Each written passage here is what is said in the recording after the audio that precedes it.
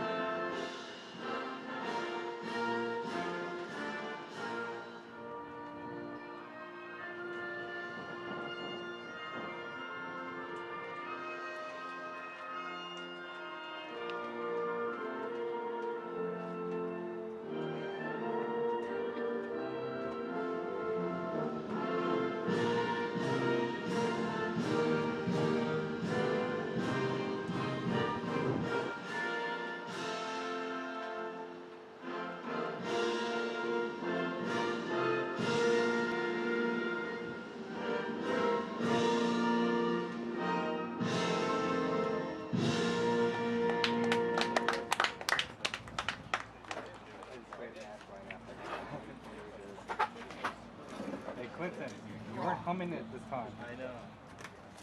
I'm just glad it worked without any hiccups. Yeah, that's what. California Collegiate League action between the hosting Arroyo Seco Saints and the visiting Santa Barbara Foresters. Good afternoon, good evening, I could say, ladies and gentlemen. Mitch LaFave with me on the broadcast. Jack Steele. Jack, how you doing? Doing good, Mitch. Glad to be here. How are you doing? Doing well. It's been pretty warm out, but it's summer. What do you expect? Yeah, I mean, middle of July. All I expect is the heat. I mean, during some of the broadcasts late June, when I was talking about the June gloom, there were a lot of overcast days when on game time, and I guess you're complaining about that when it wasn't feeling like summer, and now that it is feeling like summer, There's always something to complain about, huh? So the Foresters coming into this evening's ball game, they are in first place in the CCL with a record of 22-7, and the Saints sitting tied for third at 15-14. The top three teams make it into the CCL playoffs. The team that they're tied for third with, the St. Louis Obispo Blues, while they have the season record against the Saints, the Blues are actually not going to be in the playoffs this year no matter what. I guess they scheduled enough games, they've made enough money with ticket sales and all that they're not going to do the playoffs. Which is shocking to me, and you told me today before the broadcast about this, and I had no idea about it. And, I mean, I don't even understand why you're even in the CCL if you're not going to participate in the playoffs. It makes life for the Saints a bit easier. They are 4.5 up on the Conejo Oaks for that final playoff spot with just 7 games left in the season. So on the mound for the Saints, Alex Cornwell, and he will be going against the lineup for the Foresters. Leading things off for the Foresters and at the plate currently right now is the left fielder Eric Kennedy. Batting behind him in the second spot, Blake Hall. In the 3-hole, Christian Franklin. Batting cleanup is Zach Presno. In the 5-hole is Ross Cadena. Batting 6th, Drew Baker. In the 7th spot is Spencer Jones. And batting 8th, Tevin Tucker, the shortstop. And rounding things out for the Foresters will be Ryan Cash. So a good start for Cornwell in this first at-bat. 1-2 the count to Eric Kennedy. At first pitch, 82 degrees. Talk about it being a pretty warm one. About an 8 to 10 mile an hour breeze blowing out to left field as that one is swung on and missed for strike 3. A good way to start the ball game for Cornwell as he gets the first guy swinging. Absolutely. Just how you want to draw it up there. First batter, swing and a miss, strike 3 for the first out of the ball game. So the rest of the defense for the Saints, Matt Thomas will be Cornwell's battery mate. Over at first base, Nicholas Pagan. Wyatt Stapp is over at second. Man in the hot corner is Marco Martinez. Over at shortstop, Morgan Allen. And then Pete Durkay, Nolan Tressler, and Andy Garriola are your 3 outfielders from left to right. And Alex Cornwell coming into this game, the USC product, is coming in making his 7th appearance with an 1-0 record, has pitched 13 and a third innings, given up 6 runs, 4 of those runs earned, which gives him a 2.70 ERA. He has 18 strikeouts to 6 walks. And 3 of those runs came last Thursday, in the matchup here between the Foresters and the Saints. A game that actually has not been completed. This is the 5th meeting between these two teams, and there's only been 3 final games. The one last week went just about 4 hours, and they had only gone through 7 innings. And so here at Jackie Robinson Memorial Field, the lights are on a timer. They shut off at 10, so they had to cut the game, and they will resume it next Tuesday. Mm-hmm. The Foresters are up 12-9 in that ball game when things will resume. 2-2 pitch, high curveball. Does not catch the zone. It's a full count to Blake Hall.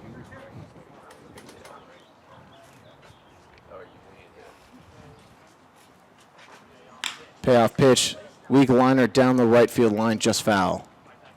And man, the Saints are lucky that did not go fair, because if it had, it would have gone down the line and probably would have been extra bases. Garriola is not playing too far that close to the line, and being a weak grounder with some side spin, it was kind of off the end of the bat, would have died, and probably easy extra bases. That's a weak fly ball into shallow right field. That'll drop in front of Garriola for the game's first hit. And Garriola seemed to just slow down there. Didn't really seem to go full speed all the way to try to catch that ball. Coming off the bat, I thought he had a chance to make the grab, but just falls short in front of him. Christian Franklin. It hasn't been the only time it's looked like Garriola might not have been hustling completely on a play. A few weeks ago, there was a ground ball when he was batting, and if he had run it out, it probably would have been safe because the shortstop bobbled it, but he was kind of just jogging down the line, was out by about 2 steps. First pitch into Christian Franklin. Misses outside, ball 1. So Blake Hall over at first base. 5 stolen bases in 7 attempts. He's been caught twice. Ground ball to shortstop. A weird hop off the end of the grass gets over Morgan Allen's head, and Blake Hall will advance all the way over to third. Looked like it would have been a pretty easy double play. Ground ball right to Allen, but the ball kicked up on the lip of the grass. Yeah, Morgan Allen was in good position to make that catch, but like you said, a weird hop that just bounced right over the top of the glove of Morgan Allen. And an unlucky break there for the Saints. So now runners on first and third. Foresters threatening early with just 1 out. Cleanup hitter Zach Presno in the box.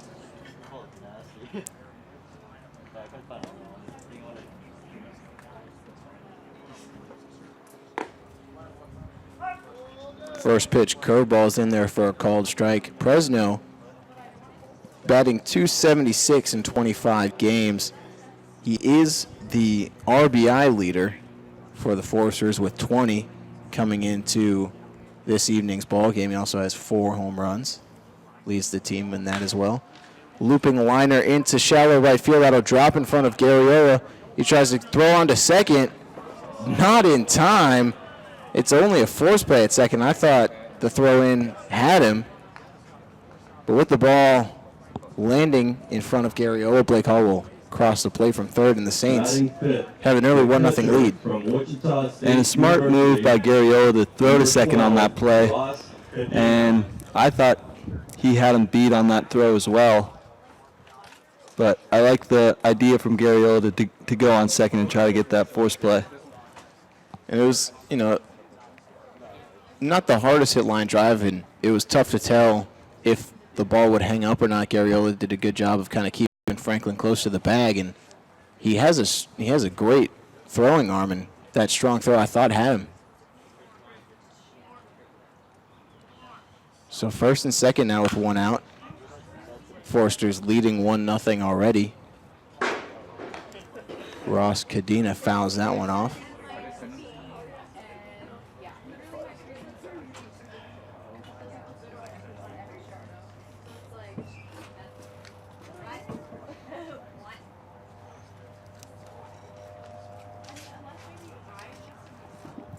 And if you're Alex Cornwell in this situation, I would want to keep the ball low. I mean, you're trying to get a ground ball to get that double play. And a good job by Cornwell right here to get ahead in the count. And he looked like he would have had that inning-ending double play ball just a couple batters ago. But again, just a tough hop for Morgan Allen. Nothing he could really do.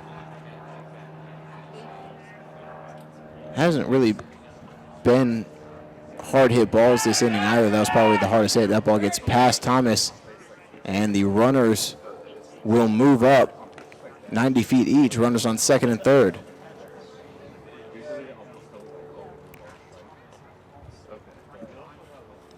But like you said, there haven't been a lot of hard hit balls.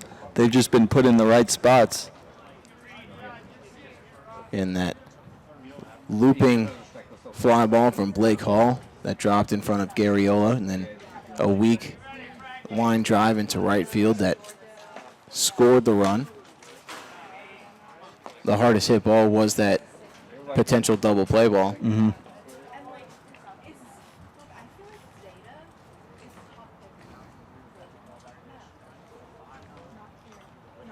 So 1-2, the count to Cadena after that foul ball. The infield is playing back, or at least the middle infield's playing back, so they'll potentially trade in a run. That's another looping liner into center field. That'll drop. Presno getting the windmill from the coach. He'll come in to score as well. So 2 runs come in on that single from Cadena, and the Foresters have jumped out to a 3-0 lead here in the first. And an impressive piece of hitting there from Cadena. That was a high pitch and a tough pitch to hit, but Cadena able to square up on that ball and send it straight away into center field.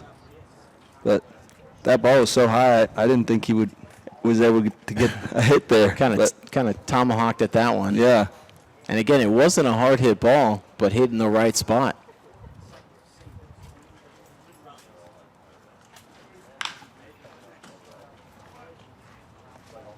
On this lined foul off the first base dugout.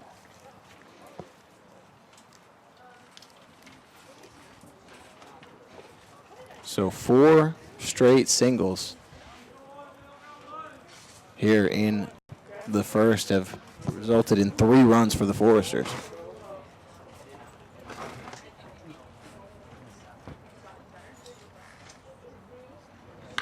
One grounder up the middle off the glove of Cornwell, and he does not have enough time to be able to make the play at either base. And Drew Baker gets himself a single as well, 5 straight hits. And man, if Cornwell doesn't touch that ball, I think Morgan Allen was in position to get that ball, step on second, and maybe throw on to first for a double play. But just unfortunate break. Again, as you just said, with the infield playing double play depth, that's probably right into the path of Morgan Allen as he's heading to second base. That ball gets through the hole between first and second. Cadena will come around to score, and Drew Baker moves over to third. 6 straight singles, and it's a 4-0 ball game here just at the top of the first. And on that base hit, it just looked like a mistake from Pagan moving to his left when seeing that ball hit. Probably thought Wyatt Stapp was going to come up with that ball, or was more to the left than he actually was. Number 2, And just Tucker. poor defensive play there from the infield. And there's also kind of a late break from Garriola in right field that possibly allowed Drew Baker to get all the way to third.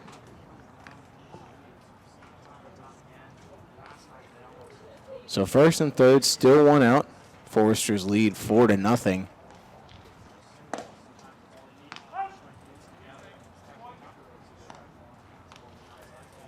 Cornwell not, again, I wouldn't say he's pitching poorly.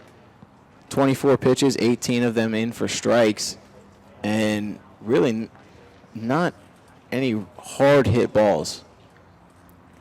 No, I think his stuff looks good. I mean, from what I've seen thus far, his breaking ball looks good. Looks like it has good movement.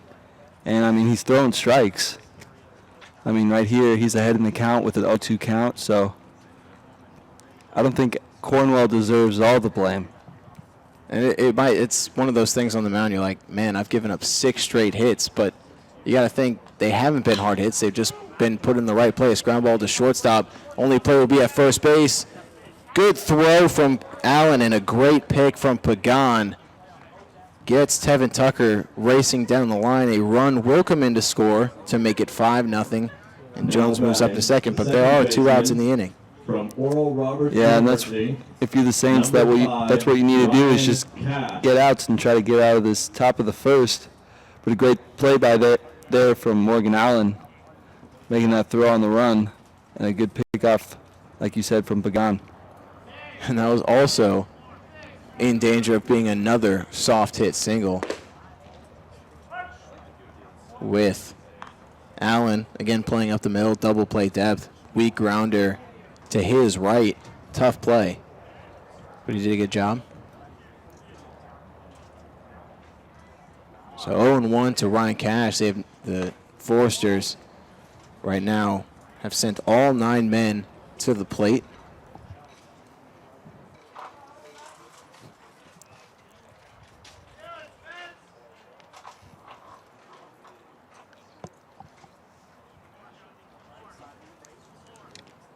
Runner on the move to third, but Cash fouls that one off. If Cash does not swing at that, Jones has third base easy. So with the Foresters sending their 9th man to the plate, I saw a poll from MLB last night. They were asking different major leaguers, what do you consider batting around? Do you consider it 9 batters or 10? That's I mean, my initial thought would say 9, but after thinking about it, to bat around, I would go 9. All right, that's what I think they had 30. They asked 30 different players, and it was split. 15 and 15 said 9, and the other half said 10. 2-2 pitch, fouled off down the right field line. I would say 10. I think batting around, you would have to send the 10th guy back to the plate. But I do see, the argument on both sides. Okay, maybe that's what I was thinking though. At least like having that, like batting around would be sending the leadoff guy up right now. Another looping liner into right field. That'll drop in front of Garriola and get behind him as he tried to scoop it. And Cash is looking for 3. He'll have it standing up. A 2-out triple from the Foresters, and they lead 6-0 here in the first.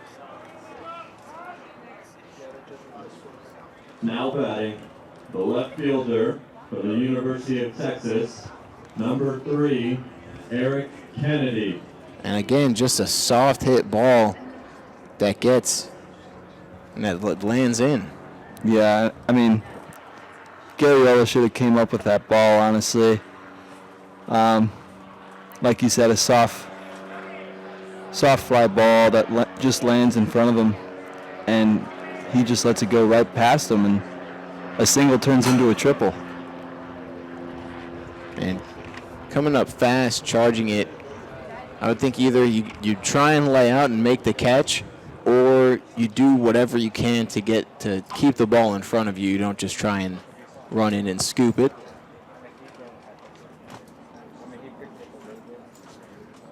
So it appears the Foresters have batted around in this inning. Whether or not you think it's 9 or 10, it's at this point officially they have batted around. Eric Kennedy, who struck out to start the inning, is back in. It's a 1-1 count. Good curveball. Gets Kennedy looking for strike 2.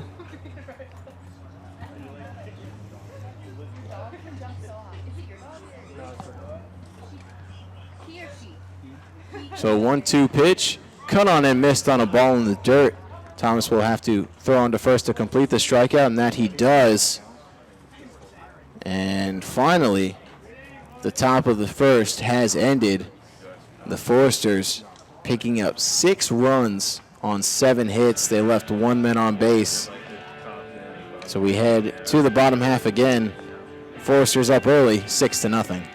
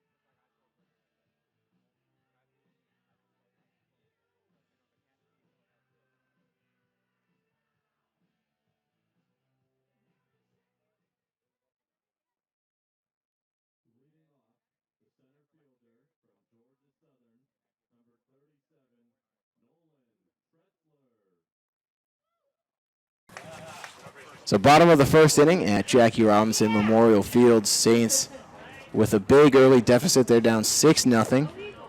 Nolan Tressler leading things off against Caden Monk. And batting behind Nolan Tressler will be Morgan Allen. In the 3-hole for the Saints will be Andy Garriola. Batting cleanup, the first baseman Nicholas Pagan. Batting fifth, Pete Durkee. In the 6th spot, as Tressler sends this up the middle for a base hit, leading things off for the Saints in the bottom of the first. Batting 6th will be designated hitter Tito Robles. Batting 7th, Marco Martinez. 8th will be the catcher Matt Thomas. And rounding things out for the Saints will be Wyatt Stapp. So again, Caden Monk on the mound for the Foresters. The rest of the defense, Ross Cadena behind the plate. Zach Presno at first. Ryan Cash over at second. Drew Baker, man in the hot corner at third. Tevin Tucker is the shortstop. Eric Kennedy is in left. Christian Franklin in center. And Blake Hall manning right field.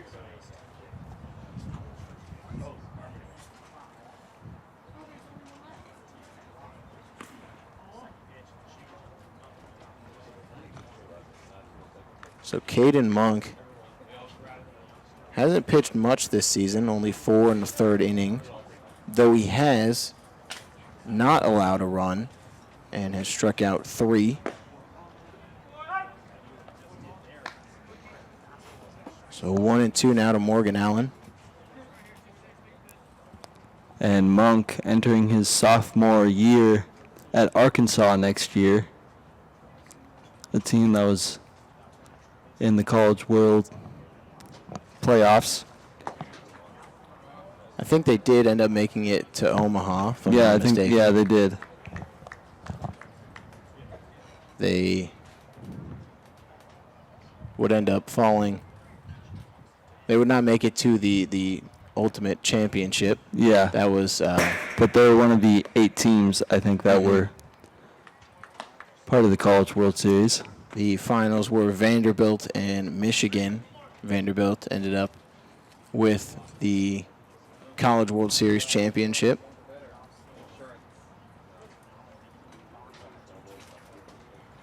Two-two pitch, line foul off the first base dugout. So Morgan Allen putting together a pretty good at-bat. Fell behind 1-2 early in the count and has so far done a good job battling. Another foul. That's 3 straight fouls from Allen.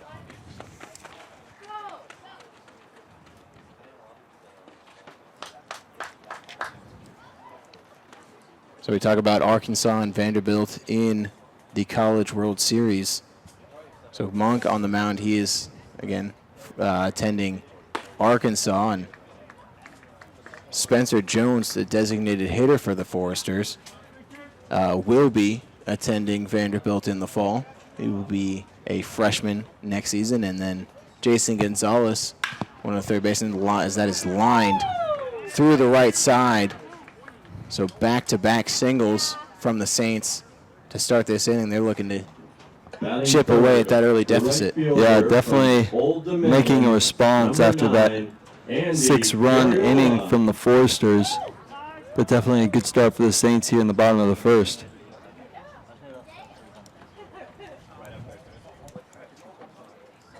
So Andy Garriola will be stepping in the box after a quick meeting from Cadena and Monk.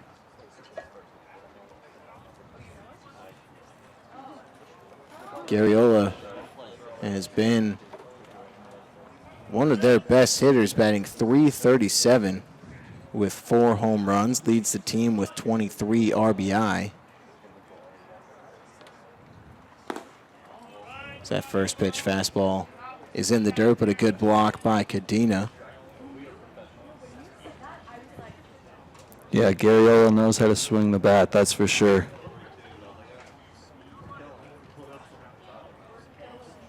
Only has 3 walks, though, so you'd like to see more plate discipline. Garriola is a very aggressive hitter as he swings at that one. Medium fly ball into left center field. Franklin will track that one down and make the grab for the first out. Now batting. Talking about Garriola's aggression at the plate, there's been a couple games this season. One of them that really stands out. He had, in his first 3 at-bats, he saw 3 pitches. So, So if that tells you anything. he likes to swing.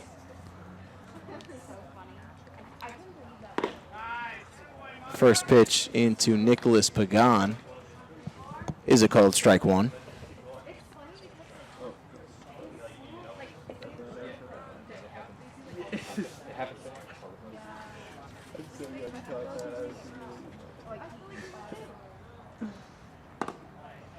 That curveball catches the outside part of the zone. It is 0-2. And Pagan entering this game, entering his 16th game, hitting .271 with 12 RBIs. 1 home run out of his 2 extra base hits. The ball is lined foul down the left field line, well out of play.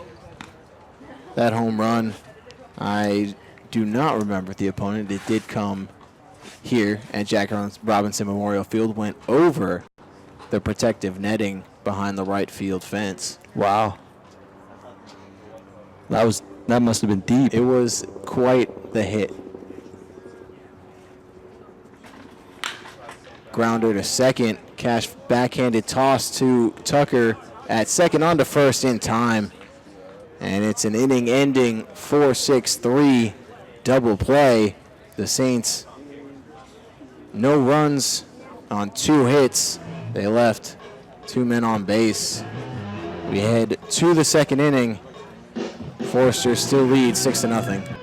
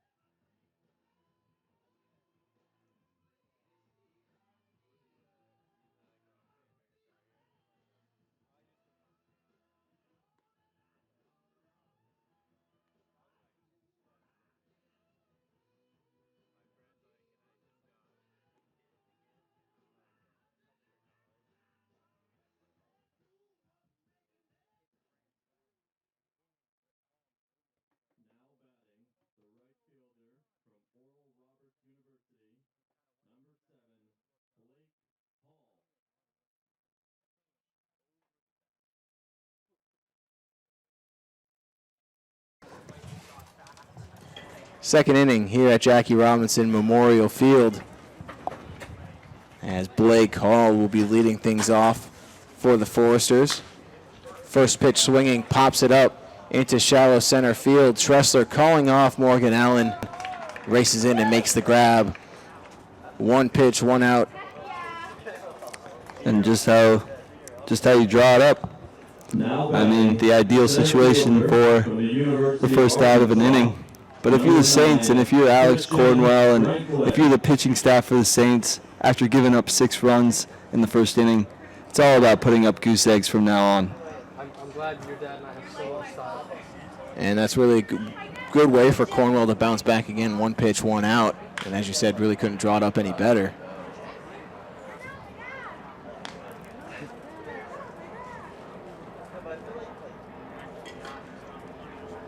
Cornwell back out for his second inning of work again. Did not really pitch, I would say, poorly in the first inning. Just a lot of weak singles.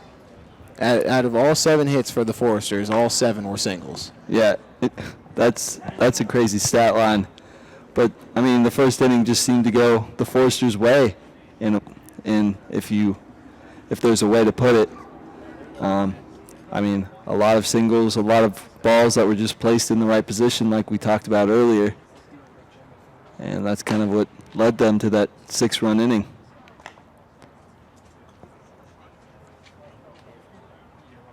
So Cornwell finally surpassing 40 pitches. I say finally, it's only been, this is the second inning, as Franklin has now drawn the count full. So 42 pitches for Cornwell. 30, again, have gone for strikes. So just, again, I feel like we've said it multiple times, just kind of unlucky on the mound.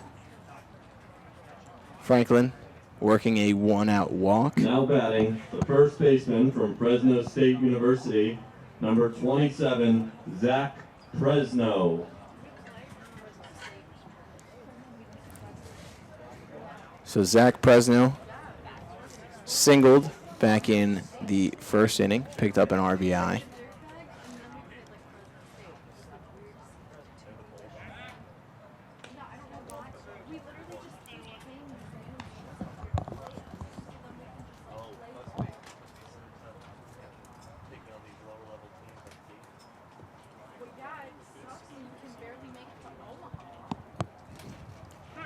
Franklin is on the move. Pitch taken for a strike. The throw down to second is not in time.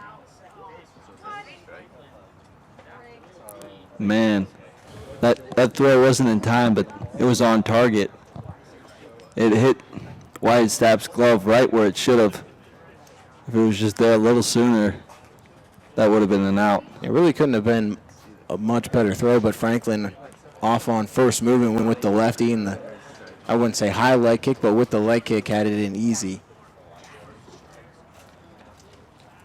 That is Franklin's third stolen base.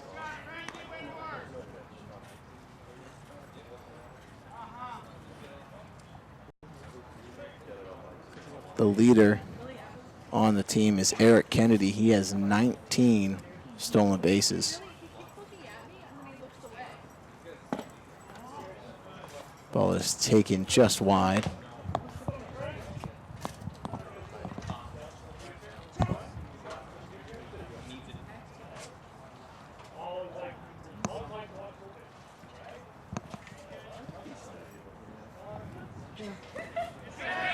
Ball in the dirt gets past Matt Thomas, and Christian Franklin has moved up 90 feet, and he's 90 feet away from scoring. And that's tough to see if you're the Saints because the Foresters are now in position to tack on another run with the runner being only 90 feet away and there only being one out. Now with that wild pitch, it brings up something I talked with Matt and Tyler on the broadcast in the last weekend against the Foresters. They'll have to wait. Ground ball to second base. Stab makes the throw on to first, but Christian Franklin will come in to score on the ground out. So Major League Baseball, they're thinking about possibly implementing a new rule. They're testing it out in the Atlantic League where a pass ball at any point in the at-bat, a batter can, quote-unquote, steal first.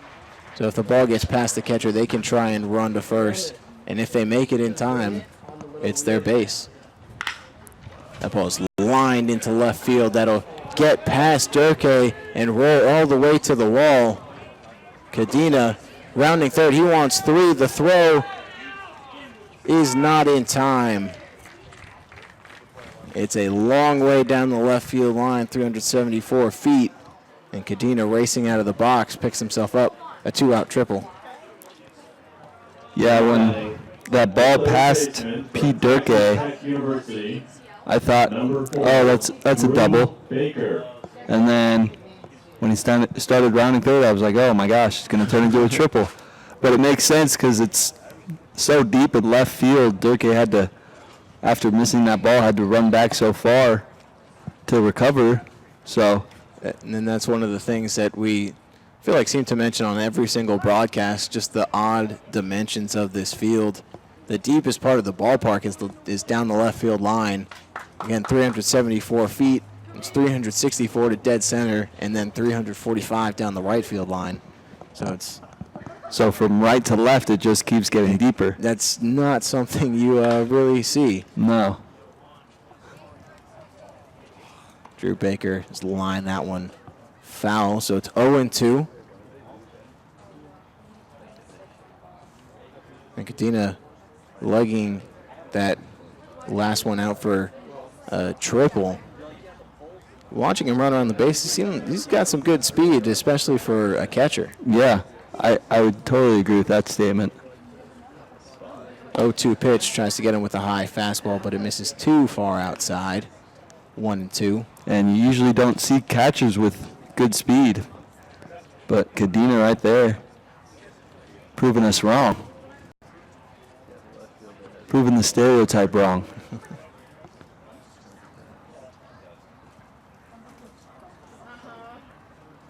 1-2 pitch gets him swinging on the outside fastball. And Baker is retired for the final out of the inning. But the Foresters, they do pick up another run. Came on a walk. And again, that triple from Cadena. So we head to the bottom of the second. Foresters lead 7-0.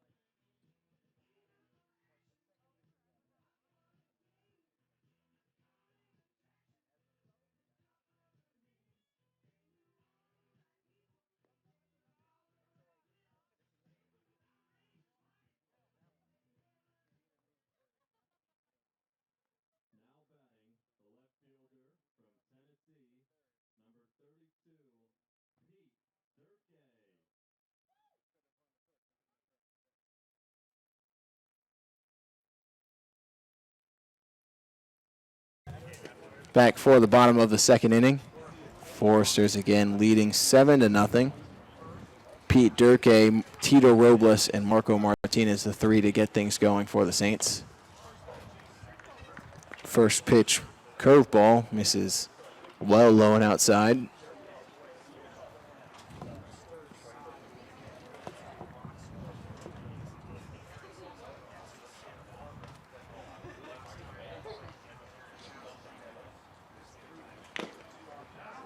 Big cut from Durkee on the 1-0 pitch, but he fouls it back off Cadena's chest protector. Durkee coming into this game, his 14th game in the CCL season, batting .310 with 6 extra base hits, one being a home run with 7 RBIs. That home run came a couple of weeks back, hit a grand slam.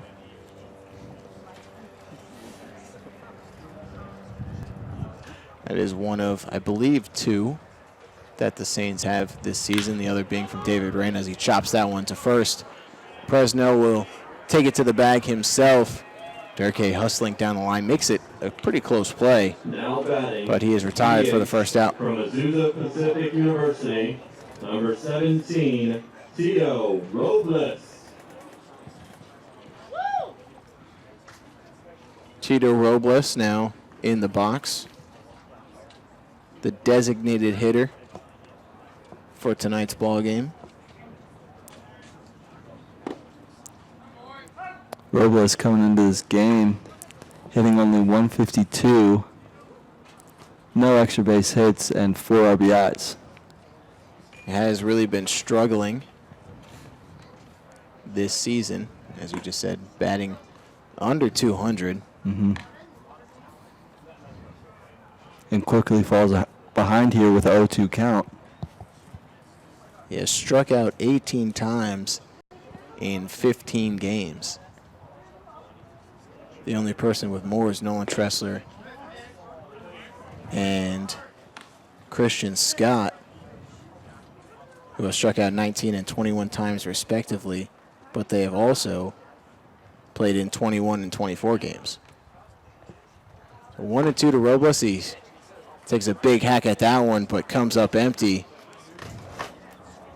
And he heads back to the dugout. 2 outs. Now batting, the third baseman from Pasadena City College, number 6, Marco Martinez.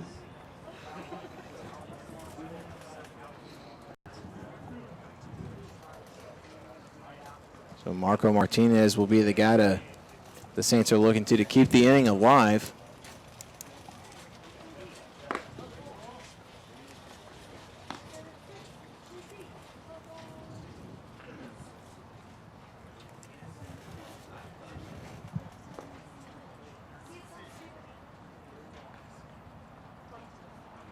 Martinez currently at Pasadena Community College,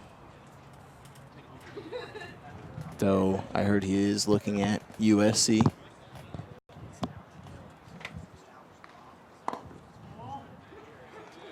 One pitch misses, so it's 2-1.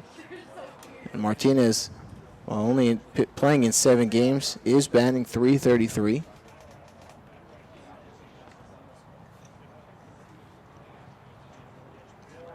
Two-one fastball misses outside, 3-1. And Martinez in a good hitter's count here. He'll be definitely looking for a pitch to drive, maybe to get something going for the Saints here in this inning. 3-1 pitch from Monk is another fastball. This one fought off by Marco Martinez. Took a big swing at it. Only got just a piece of it, though.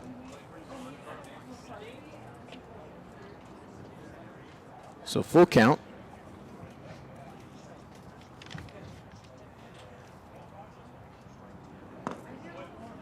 That one misses in the dirt for ball 4. So Martinez draws himself a 2-out walk.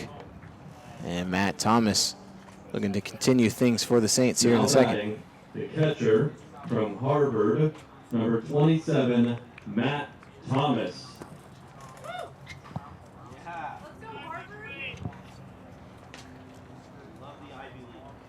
And if you're the Saints right now with 2 outs, it's all about keeping the line moving any way you can. Ball in the dirt. Gets away from Cadena, but not far enough for Martinez to advance to second. Matt Thomas coming into this game, his 10th game of the CCL season, hitting only .133. Does have 1 extra base hit with 4 RBIs. He takes that one in for strike 1. So yeah, struggling this season, as has Tito Robles, also in tonight's lineup.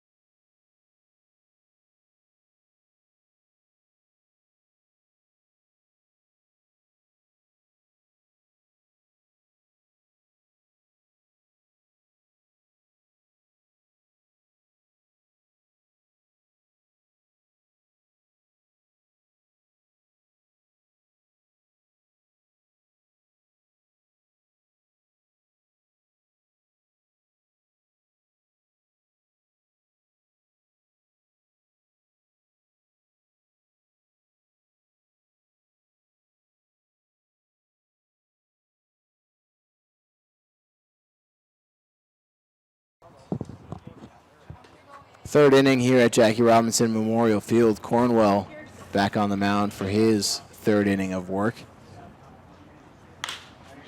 First pitch swinging from Spencer Jones. Fly ball into left field, but it'll get out of play. Spencer Jones, the designated hitter for the Foresters, we mentioned earlier, who will be an incoming freshman at Vanderbilt. But also, on the roster, he's listed not as an infielder slash pitcher or anything. He's just listed as a pitcher. Yeah, which is interesting to see. And honestly, looking at him right now, he looks like a pitcher. Kind of a lanky lefty.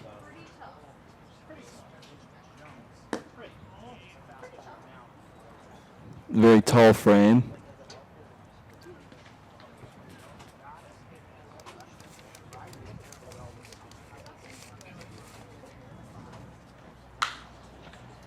Pitch is skied into foul territory next to the third base bag. Marco Martinez in fair territory. No, out of play, actually. He made the grab, but drifted just too far past the dugout and into what is considered out of play. And so Spencer Jones gets a second life here at the plate. I didn't even know that was a thing. I didn't know there was a boundary there because there's no fencing or anything. It's tough to tell. There is kind of a line. You can see it better, at least. You can't see it on the camera. You can see it from our position, though, down the right field line. Okay. Past the dugout. There's a chalk line going all the way to the fence. That signifies anything that is officially out of play.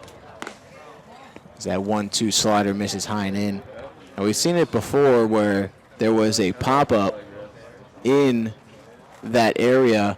The right fielder, I forget who the opposing team was, as that 0-2 curveball catches, or 2-2 curveball catches the zone, gets Jones looking at strike three, and there's one out in the third.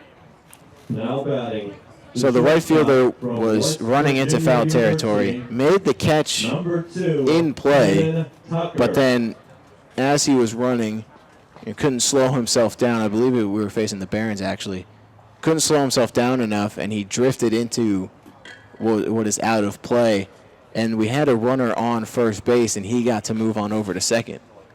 Really? Because he had the ball as he caught it and ran into, I guess, what could essentially be technically like stands. Mm-hmm. Or the out of bounds, basically. Right. And so the Saints got an extra base out of it. Line drive down the left field line, but it'll land in foul territory. Oh, would have one-hopped the 374 sign down the line, but hooked just foul.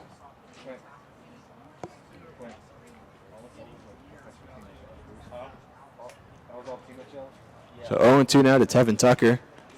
Fastball buried in the dirt, gets behind Thomas. 1-2.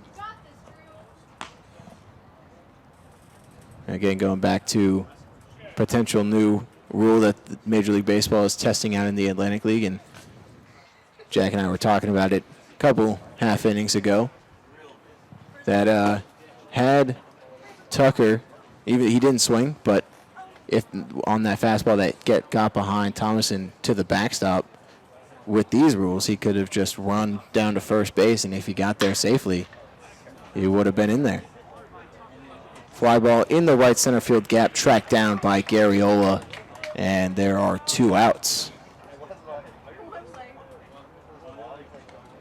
Now batting, the second baseman. And if you had that rule in place, University, you got to be selective on which pass balls you would go on. It definitely could be a risk. Yeah. Because on that one that you were just mentioning, I mean, that ball bounced right back, and Matt Thomas could have easily picked that up and thrown him out. And as a batter, you kind of have to, you can't just see the ball get past you and run. You look to see how far it gets away, and by the time you decide, again, like you just said, if it's a fastball that kind of bounces back, you can easily be thrown out. Grounder to short, good throw from Morgan Allen is in time, and for the first time this evening, the Foresters go down in order So we head now to the bottom of the third. It's a 7-0 ball game.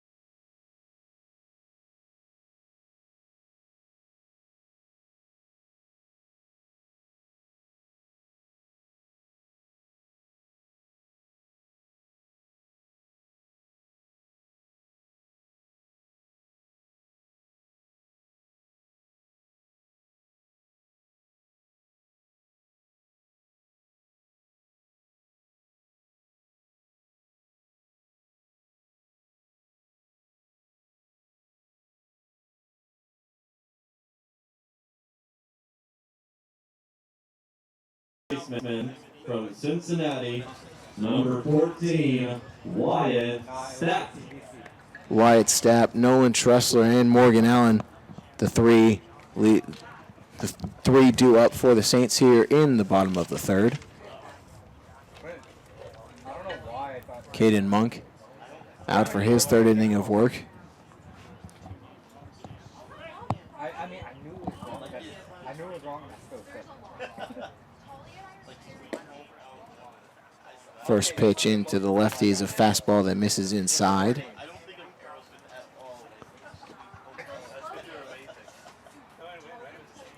And Monk has done a pretty decent job thus far. He's only given up 2 hits, I believe, which were the first 2 of the ball game, first 2 hitters, and then after that, I believe he retired 6 straight. So I think he's doing pretty good. He has settled down quite nicely after, and as you just said, the first 2 batters both had singles. That was Tressler and Morgan Allen. Big swing and a miss from Stapp on the 2-0 pitch. And I mean, if there's a count to hack on, it's the 2-0 count.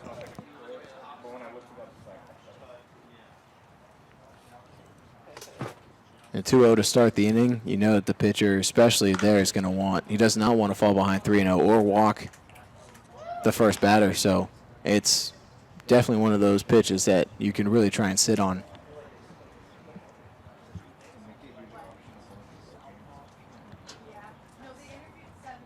It's now 2-2 to Stapp. Long look in from Monk. Gets his sign. Looping liner into shallow left center field, and that'll drop in between Kennedy, Franklin, and Tucker. And Stapp picks himself up a leadoff single. Center fielder from Georgia Southern, number 37, Nolan. And a good piece of hitting there by Wyatt Stapp. I believe it was a breaking ball that he got that hit off. And just a good job of just putting the bat on the ball and putting the ball in the right spot to get the base hit. And Monk trying to get Stapp on a curveball in the dirt, and lefty, so it's kind of a tough pitch to hit. But as you just said, Stapp doing a good job just putting the barrel on the ball. So the Saints lineup finally turning over. Nolan Tressler getting his second plate appearance. Check swing did not go around, evens up the count at 1. Tressler, as Jack said at the start of the inning, singled to lead things off for the Saints back in the first.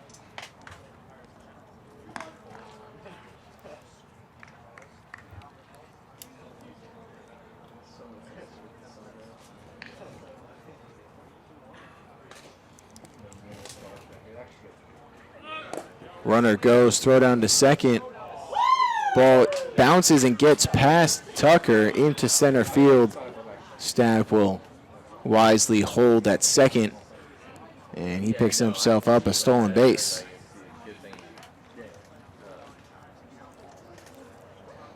That's a tough play for Tucker at shortstop. Cadena bouncing the throw to second, and the sun right now is pretty much about even with the eyes of the middle infielders and center field and right field as well. And so throwing the dirt, it's really tough to try and pick that out of the dirt.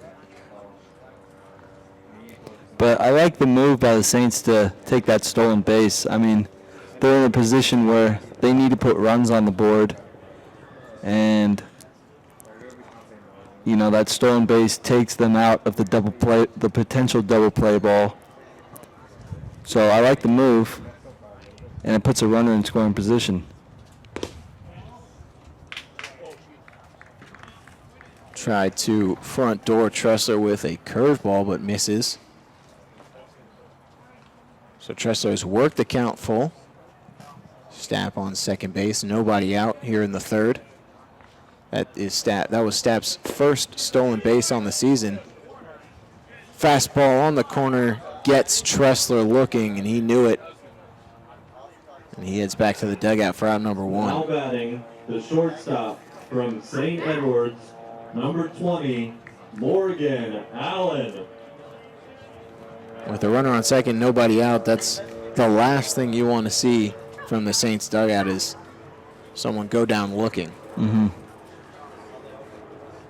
Especially on a 3-2 count. I mean, you got to protect the plate. And Tressler had done a good job battling in that count, and if he fouls that one off, you really just want, if you're not going to get a base hit, you're hoping to hit something to the right side and advance the runner to third. Yeah, just at least make contact. And if not, you're going to foul it off and get a redo, so. Tressler must have really thought that was a ball. And if you do go down, at least try and go down swinging to show that, hey, I was trying to get something done. Again, going down looking is probably one of the worst things that you can see from the dugout.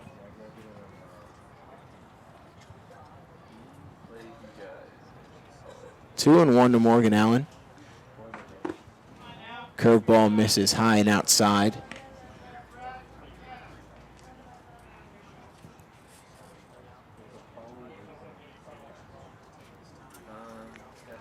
So Morgan Allen in a count where he can possibly look for a pitch to drive here and possibly put the Saints on the board with wide Stapp at second base. Ground ball up the middle. Cash was shading that way as he was holding Stapp on at second. And the throw on to first is in time, 2 outs. Now batting for the right fielder from Old Dominion, number 9, Andy Garriola. And I mean, if you're in a 3-1 count, I mean, you're looking for a pitch in a specific spot, in a spot that you would like to hit the ball. And I think on that pitch, it just looked like first pitch swing from Garriola, and he sends that one into the gap, and it'll get all the way to the wall. Garriola rounding first and heading into second, standing up. And he has driven in the Saints' first run of the ball game with an RBI double. Now batting the first baseman from Hartford. good piece of hitting there from Garriola, able to get the Saints on the board and also put himself into scoring position for Nicholas Pagan to possibly bring him home. Again, we talk about Garriola's aggression, swinging at the first pitch and sending it to the gap. So it's 7-1 here in the bottom of the third. Saints still have a decent way to go to get back into this ball game. Pagan takes that first pitch fastball low and outside, but a strike. Again, the Saints have a long way to go, but it's always important to get that first run in.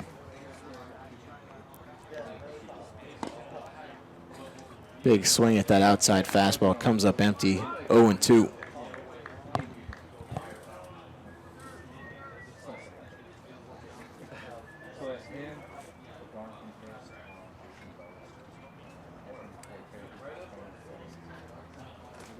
Monk gets a sign, delivers. Line drive up the middle, but right at Tevin Tucker, and he makes the grab for the final out of the inning. The Saints, they do get one back in this inning, thanks to the RBI double from Andy Garriola. We head to the fourth. It's a 7-1 Foresters lead. You're listening to YouTube Live, your broadcast home for Arroyo Seco baseball.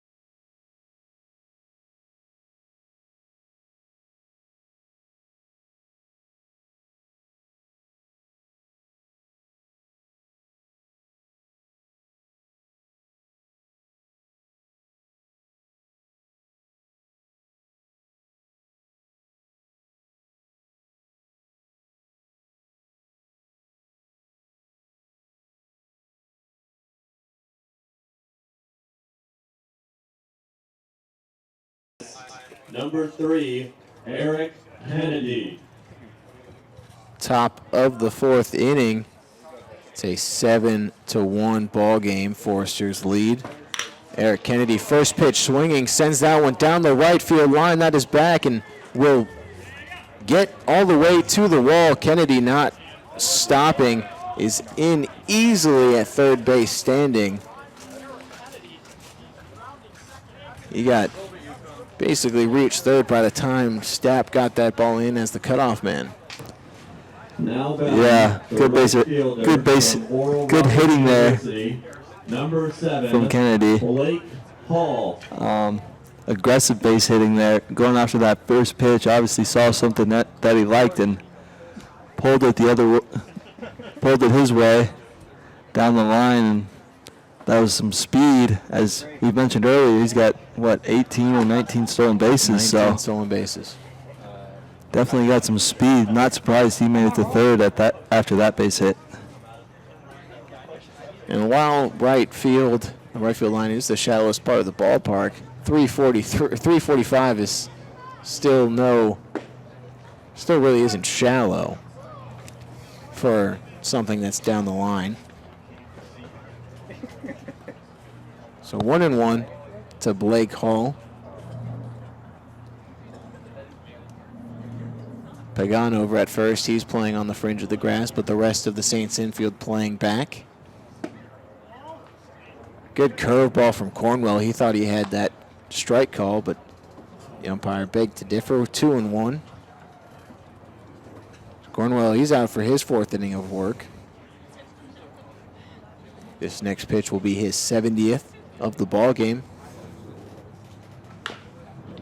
Ground ball, foul off the third base dugout. Cornwell has done a real good job of settling down after a 6-run top of the first, but again, as we talked about, didn't really seem like he was pitching poorly in the first, just got a bit unlucky. And from that, he's thrown a lot of pitches this far. Swing and a miss on a good curveball in the dirt, and Blake Hall is down for out number 1. Yeah, Cornwell's stuff does look good. His curveball has got good movement on it, and you saw right there, it was a swing and a miss for strike 3.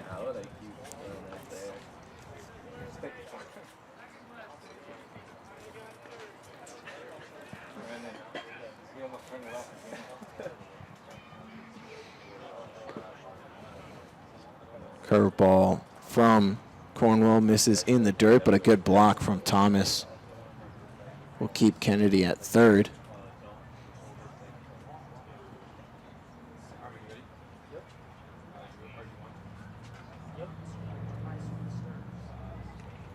One-0 pitch to Franklin, grounder up the middle.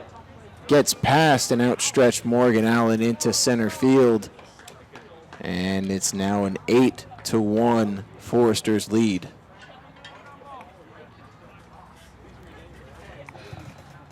Now batting, the first baseman from Fresno State University, number 27, Zach Fresno.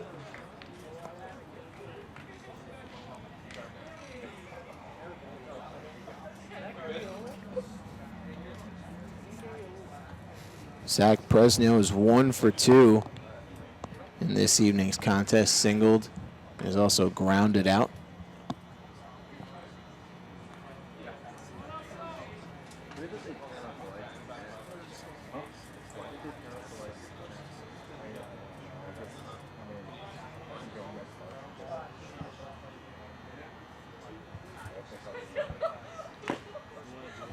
First pitch fouled off into the mitt of Matt Thomas, strike one.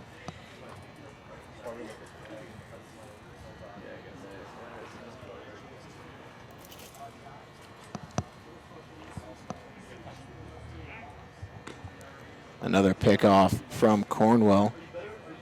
Keeping a close eye on Franklin, who had a stolen base in the second inning. And honestly, it wouldn't be a bad idea to steal right now. I mean, you're up 7 runs.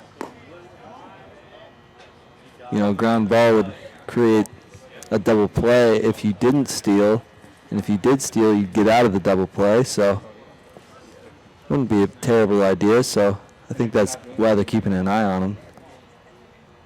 We've seen already in this game the Foresters paying no mind to their big lead in the second, had Christian Franklin stealing after they were already up 6-0.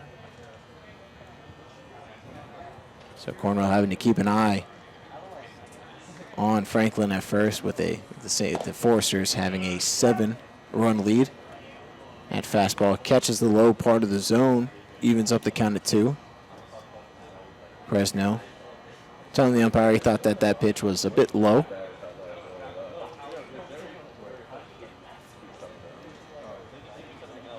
The 2-2 pitch bounces it, but another good block from Matt Thomas keeps Franklin at first, so it's a full count to Fresno. And a good job there by Matt Thomas, like you said, making a good block and making sure that Franklin over there at first doesn't advance to second. So the full count and 1 out. Do you expect Franklin to be on the move? No, I don't. Fly ball into the right center field gap. Tracked down from Tressler. Franklin thought that ball would have dropped. He started running before the ball was caught, but makes his way all the way back to first base. 2 outs. Now batting, the catcher from Wichita State University, number 12, Ross. I had mentioned that Medina. just because I feel like a lot of times, obviously full count, 2 outs, it's a guaranteed that the guy's going to be on the move, but we see it. I feel like I see it a lot with 1 out, just trying to get something moving.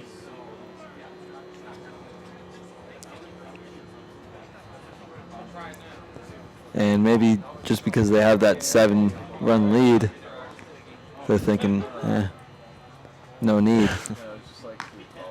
Ball in the dirt, blocked by Matt Thomas. So Ross Cadena, 2 for 2, has singled and tripled in both of his plate appearances so far this evening.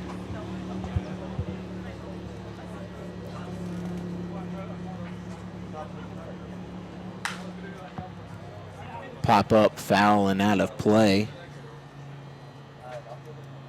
1-1. Pop up from Cadena into shallow right field. Garriola racing in, calls off Stapp, makes the one-handed grab for the final out of the inning. The Foresters do pick up 1 more here in the inning And we head to the bottom of the fourth, 8-1, the Foresters lead.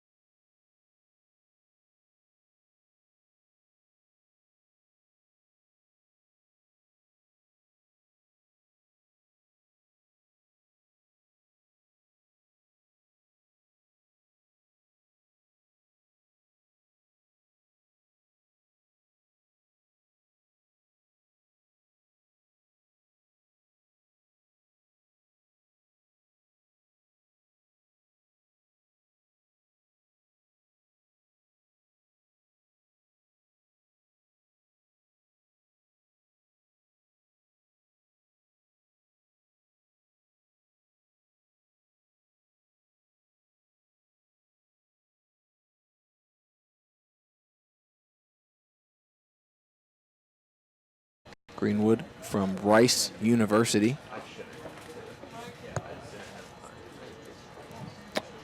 Greenwood standing in at 6'5", 222. Going to enter his junior year next year. So a pretty big presence there on the mound. First pitch to Pete Durkee is fouled off down the left field line. Looking at Greenwood's stats, 10 innings, 3 earned runs. That's a 2.7 ERA and has struck out 11 batters. And he's also surrendered 6 hits, though he has walked 8 batters. Backdoor slider catches the zone. 0-2. That was a great pitch that, from a hitter's point of view, started out of the zone and then came in and caught that outside corner. 0-2 pitch chopped to Tucker at shortstop. Throw on to first is in time, and Durkee is out number 1 here in the bottom of the fourth. Batting, the DH from Azusa Pacific University, number 17, Tito Robles.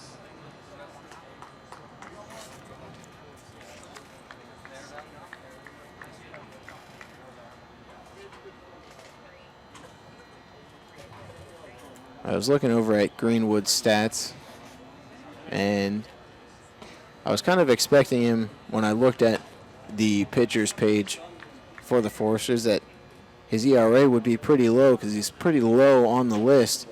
But again, I said he's only got a 2.7 ERA.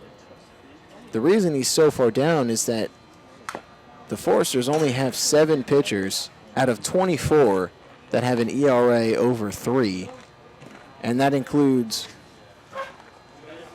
7 pitchers with an ERA under 1. Yeah, that's pretty ridiculous. They've had a very strong pitching rotation this summer, as that slider is in there for a called strike too, and their strong pitching rotation is a reason why they are 22-7 on the season. Yeah, pitching can definitely be a big part of winning ball games, that's for sure.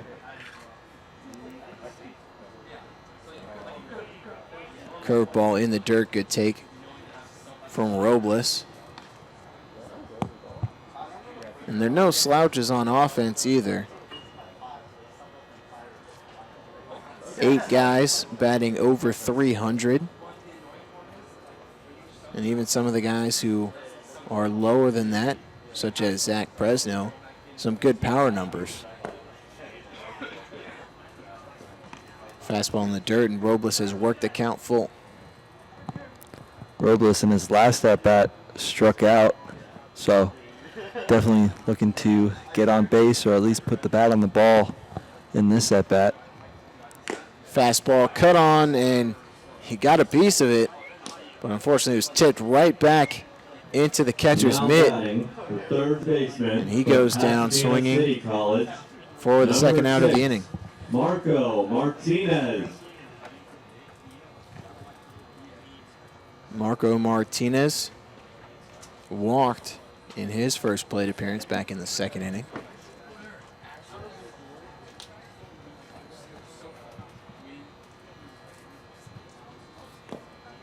Fastball in the dirt.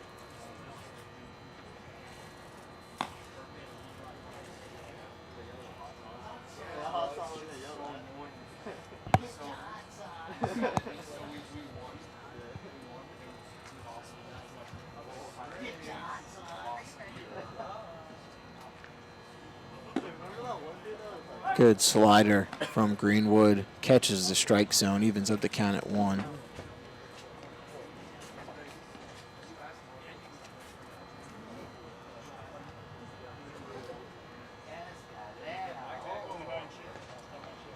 One, another slider. That one catches the inside part of the zone. Martinez didn't look too happy about that call. But it's 1-2. Now, when Greenwood came into the game, talking about how he's from Rice University, one of 6 different guys on this Foresters roster who go to school in Texas.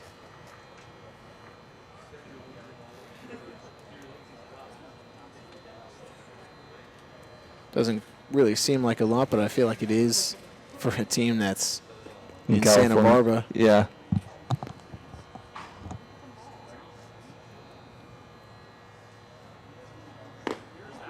Curveball catches the inside part of the zone. Martinez knew it as soon as it crossed the plate. He walks back to the dugout in frustration for the final out of the inning. Saints down 1-2-3. We head to the 5th. It's an 8-1 ball game.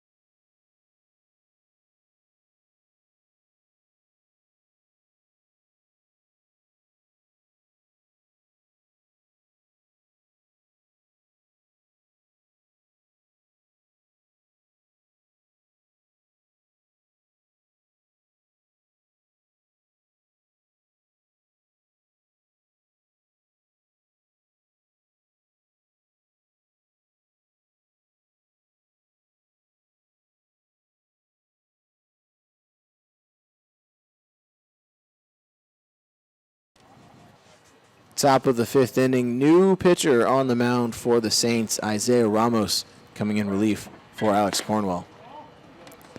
And Ramos coming into this game has pitched 7 innings, given up 5 earned runs. That puts him at a 6.43 ERA, has 7 strikeouts, and has given up 9 walks. Ramos, a quick worker on the mound.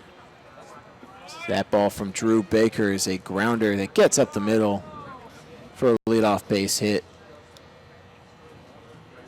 Now batting the DH from Vanderbilt, number 45, Spencer Jones.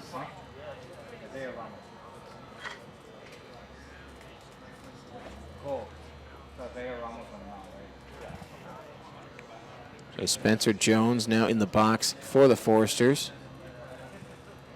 The sun has officially gone down behind us to at least cast a shadow on the rest of the baseball field. The sun still shining into the trees, though. And the lights have come on here at Jackie Robinson Field.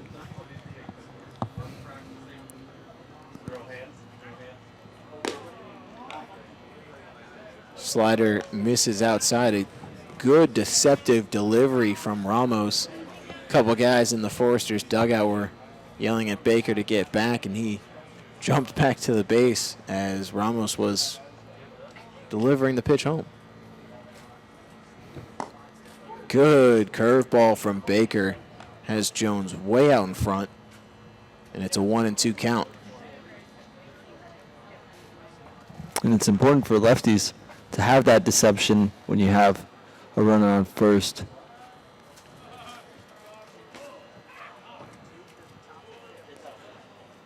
Having a good pickoff move as a lefty can be really effective. Tries to get him with another outside slider, but Jones checks his swing and holds off. 2-2.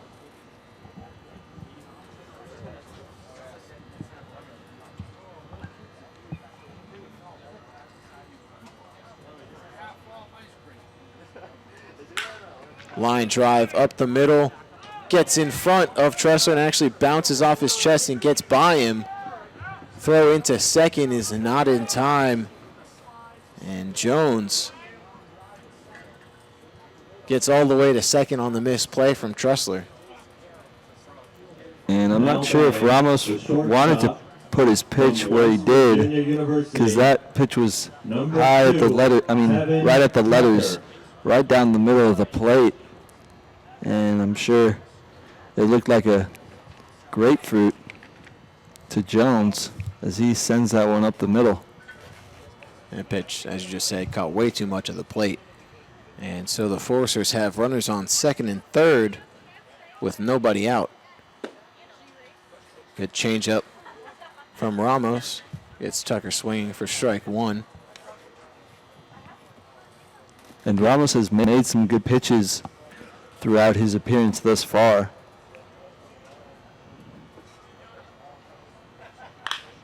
Ground ball to third base. Good backhand by Martinez. Long throw to first is in time to get Tucker. And with the hard grounder right to third base, Drew Baker had to hold up at third. And there's one out. And great play there from Marco Martinez. Isaiah Ramos giving some acknowledgement to his third baseman after a great backhanded play and a great throw to get the out.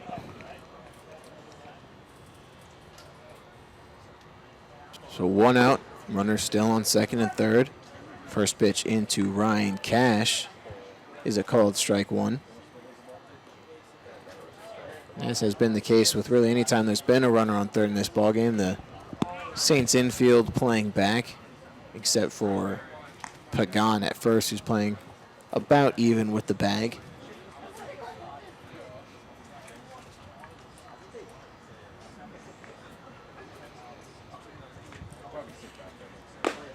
Fastball misses high, 2-1. And as the infield at this point in an 8-1 ball game, really no point in playing up on the grass and potentially having a ground ball get past you, and which would result in 2 more runs scoring. Yeah, I think at this point, outs are more important than runs. So it's a 3-1 count to Ryan Cash. There is a base open. Zach Slider just misses the inside part of the plate, and the bases are now loaded. Now batting. Man, great spot there from Ramos. I thought that was a strike from my point of view, but Kennedy. I obviously saw it different. But I like the pitch. I like the location. Just missed with that pitch. But honestly, you're not in a bad spot with the bases loaded. You got the force plays, and with one out, you could get the double play with a ground ball in the right spot. Swinging strike from Eric Kennedy on the first pitch. Now Kennedy, we know he's got really good speed. A ground ball would be tough to turn to unless it's hit hard and right at one of the Saints infielders. But we know so far, at least this game, Kennedy has been susceptible to the strikeout. Has struck out twice in this game. And maybe with that in mind, you know, the fact that Kennedy has that speed with the ground ball, you may want to go home first and not really think about maybe going to second base or trying to get two. The 1-2 pitch, curveball just fought off by Kennedy. It was a good breaking ball from Ramos. You got Kennedy swinging at the first two pitches of the at-bat on that same pitch. And you could tell he was keeping his pitches low, trying to get that ground ball. I can imagine he might go for another breaking pitch, and that he does. Fly ball into center field. That's going to keep carrying. Tressler reaches and makes the running grab. Drew Baker will tag up and score easily.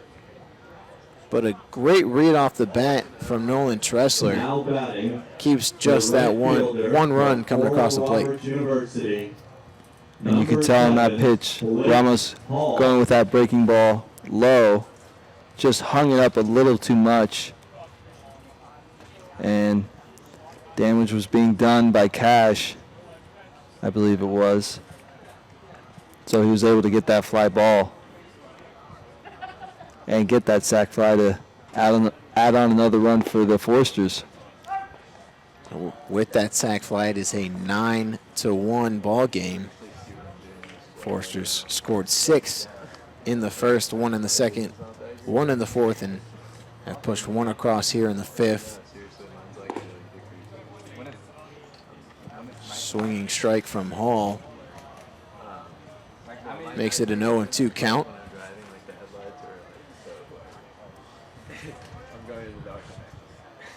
So Ramos 1 out away from escaping the jam. Curveball catches the outside part of the zone. Gets Hall window shopping for the final out of the inning. The Foresters do pick up 1 more run, and they do lead 9-1 heading to the bottom half of the fifth.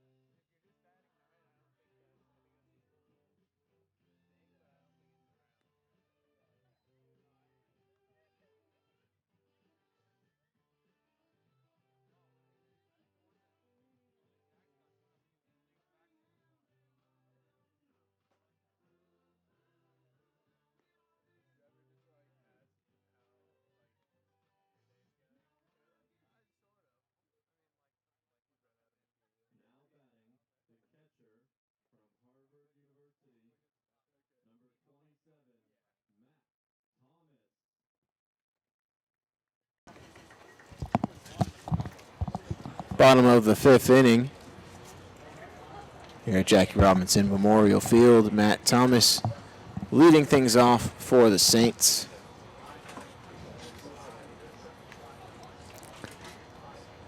Matt Thomas in his last at-bat, grounded out to short.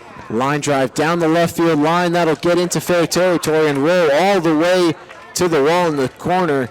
He's looking for 3, but he slams on the brakes about a third of the way down the line. A wise decision, as Kennedy did a good job of getting that ball into the cutoff man quickly. Matt Thomas leading things off here with a double. And a good way to start out this inning for the Saints. Matt Thomas picking up his second double of the CCL season.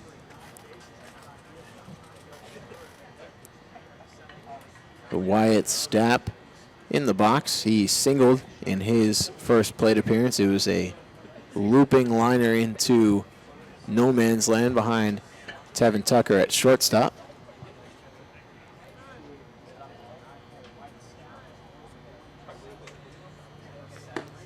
First pitch slider catches the zone, strike 1.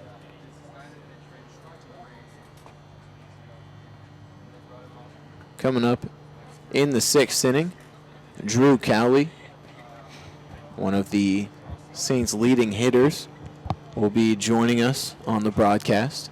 So make sure you guys stick around for that.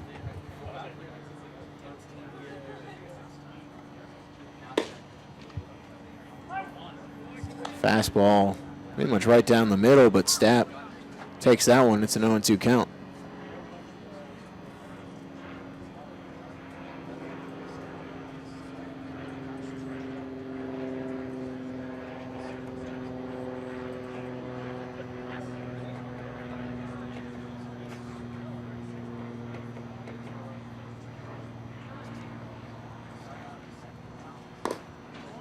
That fastball misses too far wide. It's a 1-2 count now to Stapp.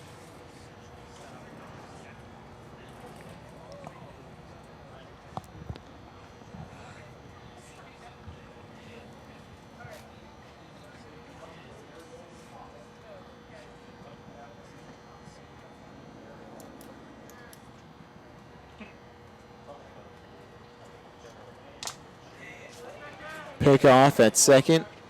Thomas diving back in safely.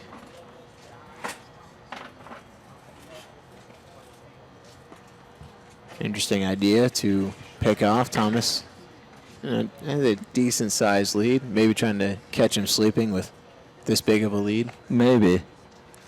That's the only thing I could probably think of, because I doubt he's going to take off. But he definitely does have a pretty decent lead there from second. Backdoor slider gets Stapp swinging. It was a late decision. And he goes down swinging for the first out of the inning. Georgia Southern, number 37, Nolan Tressler. So Nolan Tressler now in.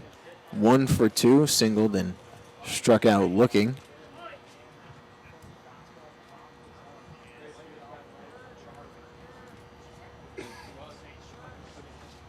First pitch takes that fastball high for ball 1.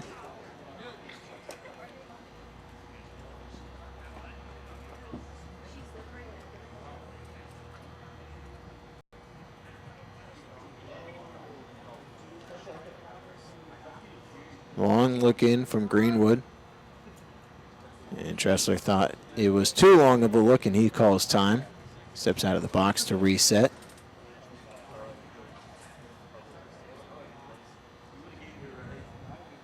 1-0 pitch. Curveball in the dirt. 2-0. And I just thought about this right now, but I think the reason Matt Thomas is taking such a big lead at second is, you know, he's not the fastest guy, so if there's a ball that goes into the outfield, he wants to have as much of a head start as possible in order for him to round third and score. Outfielders not playing terribly deep. So as you just mentioned, a good start is necessary for Thomas if he wants to be able to come around and score on a single.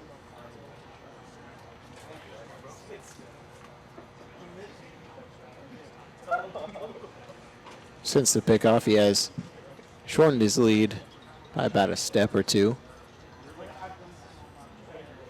But still a sizable lead. 2-1 pitch is a fastball that misses high and outside, 3-1. Now a good count for Tressler here to maybe do some damage and hopefully bring Matt Thomas in to add another run on for the Saints. Another pickoff at second base. Thomas was a lot closer this time, ties back in with more than enough time, as his jersey has gotten quite dirty.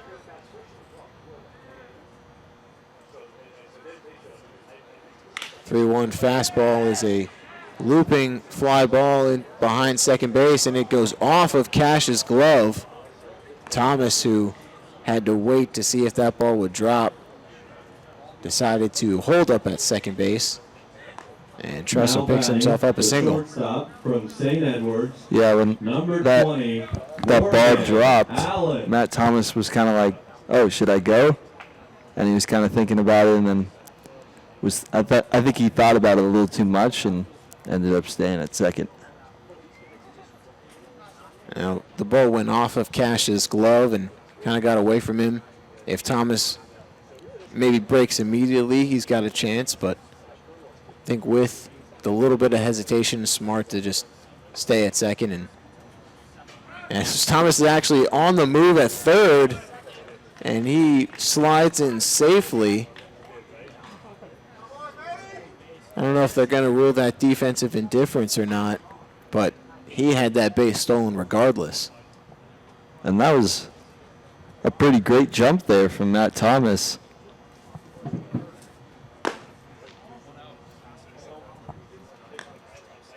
Two and 0 now to Allen. Ryan, stolen base or defensive indifference? Our scorekeepers are going to credit Thomas with the stolen base. I like it. That's how I would have called it as well. And I'm pretty sure that's Matt Thomas's first stolen base. I believe you would be right. You've got the stats up.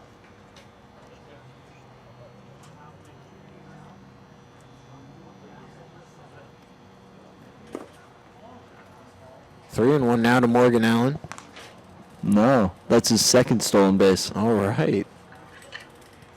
Thomas showing off some sneaky wheels from behind the plate. Again, that was one of the best jumps I've seen. Line drive up the middle, gets past. Morgan Allen gets an RBI single. It's a 9-2 ball game. Now the right fielder from Old Dominion, number 9, Andy Garriola. Now, if Thomas doesn't steal third, that ball was hit probably a bit too hard for him to be able to come around. So It probably would have been bases loaded instead of a run scored. So good base running from Thomas. Runners on first and second now for Andy Garriola. So he takes that one in for a called strike one. And the Saints in position here to tack on some more runs and try to decrease the deficit. I mean, they're in the heart of the lineup here, so if you want to do it, this is the place to do it. 0-1 fastball. And that's to back Garriola off the plate just a bit. And it's a 1-1 count.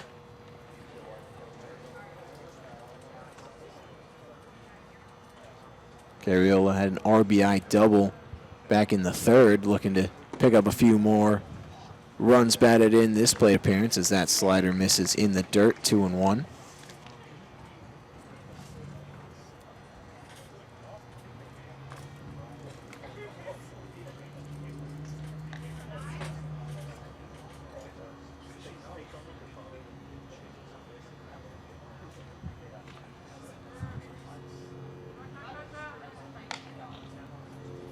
Pick off at second base, but Tressler is back in safely.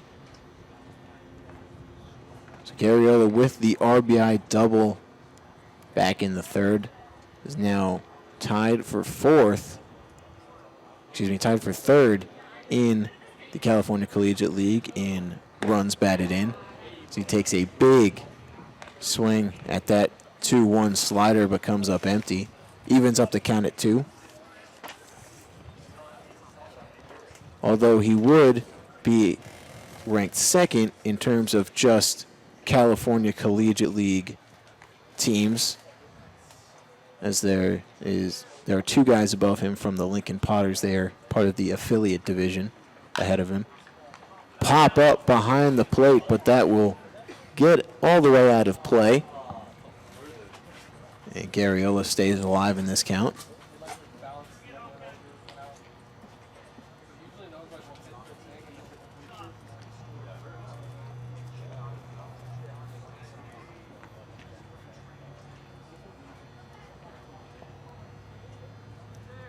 So another 2-2 delivery to Andy Garriola on the way.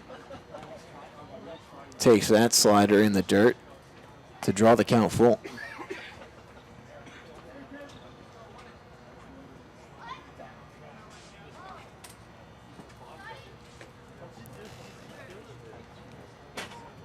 So good at bat so far from Garriola. One of the longest bats I've probably seen him have all summer. Swing and a miss on a slow slider. Garriola slowly walking back to the dugout in frustration. There are 2 outs here in the 5th. Number 34, Nicholas Pagan.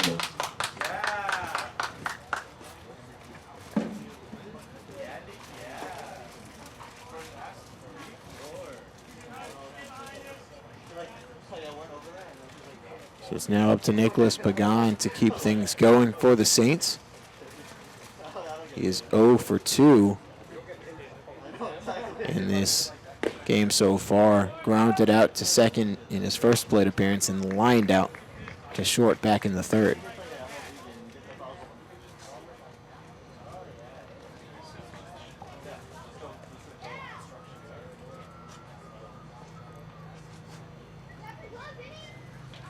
Oh and 1 to Pagan.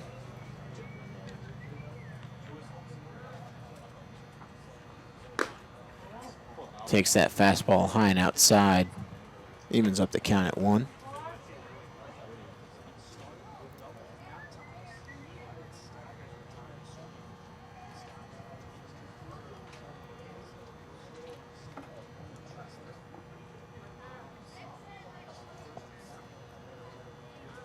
The 1-1 pitch fights off that slider, foul. So Greenwood and the Foresters 1 out away from getting out of this inning.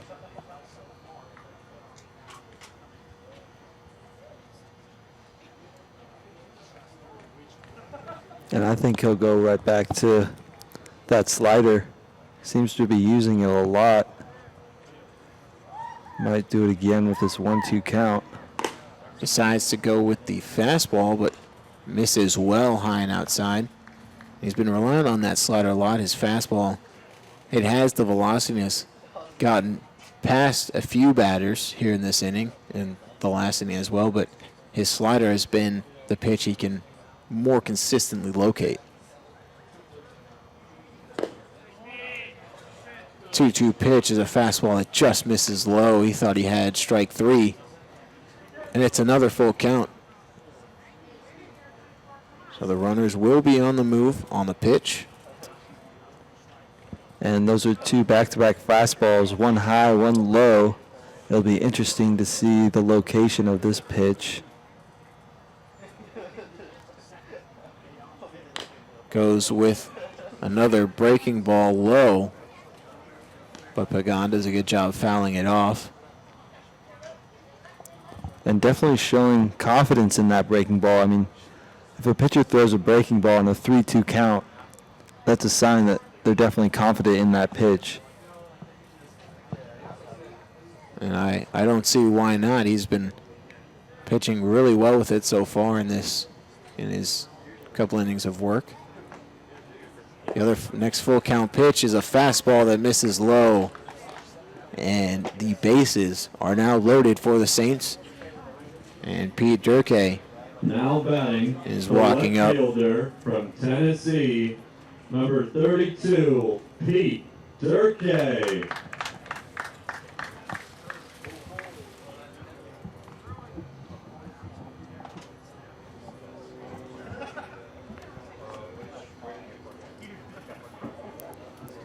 Pete Durkee grounded out to first in the second, grounded out to short in the fourth. 0 for 2 thus far.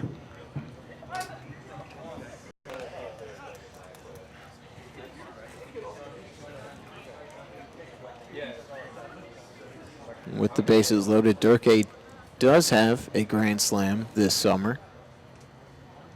Would sure love to see that from him right now, but I think the Saints will really take anything that'll push a run across. Another fastball that caught a lot of the plate. And it's 0-2. Yeah, that looked like a good pitch to hit. Durkee obviously saw differently. And I think with Greenwood just relying on his breaking pitches so much that it kind of just maybe threw Durkee off a bit. Goes with the breaking ball, chops it down the first base line. Greenwood fields it in fair territory. And the first base umpire said that he tagged Durkee as he was running by. Durkee sure doesn't agree. Had that ball been called safe, Morgan Allen also came around to score. It's been a kind of an eventful play. Coach Milam is going out to talk to the umpire, maybe see if any other umpires had a better angle. And they will deliberate.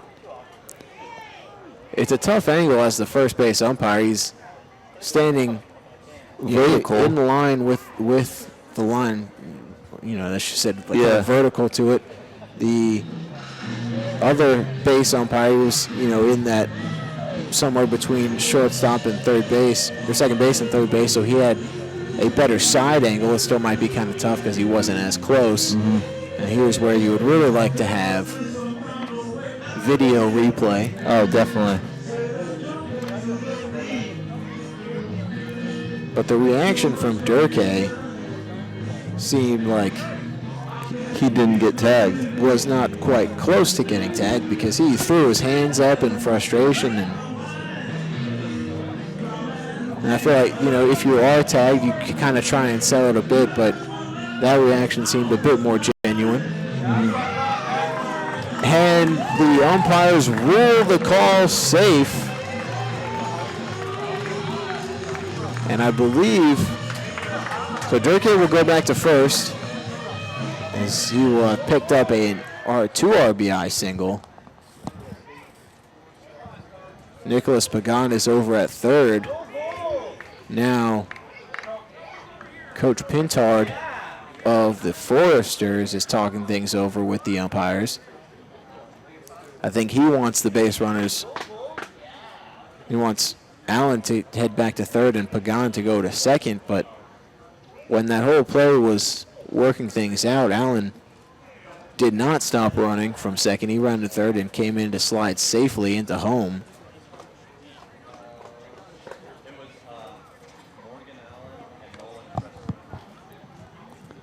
Yeah, and that means the players are going to come back out of the dugout for the Foresters and take their positions. To the Saints staff members in the blue polos. Thank you.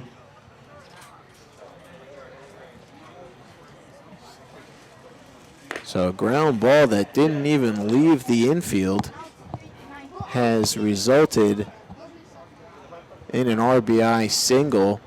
Now the umpires are sending Pagan back to second. It doesn't look like they're making Morgan Allen go back out to third. Coach Milam talking things over with the home plate umpire. Probably trying to get some clarification. because I think he thought Pagan should be on third. Because Morgan Allen came around third and slid in safely at home, and because the throw went to home, Pagan, he didn't stop either, and he headed all the way to third. So now the umpires are deliberating again to talk about where each base runner should be. Now there's obviously no debate on where Pete Durkee is now. He's over at first. Mm-hmm. They are still saying that Morgan Allen came across to score.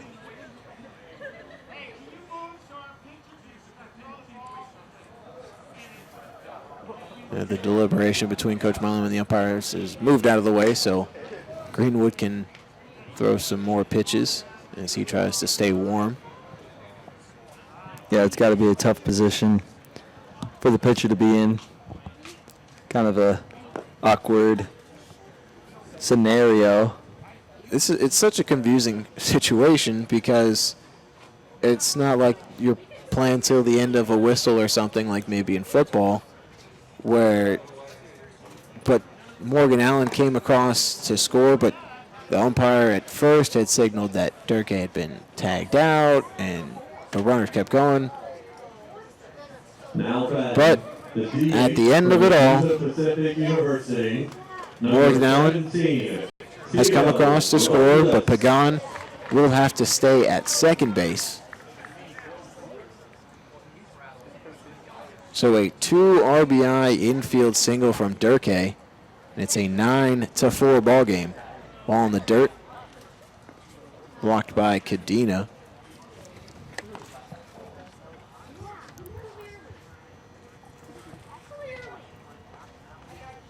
So Tito Robles with an opportunity to keep this inning going and possibly add some more runs on for the Saints.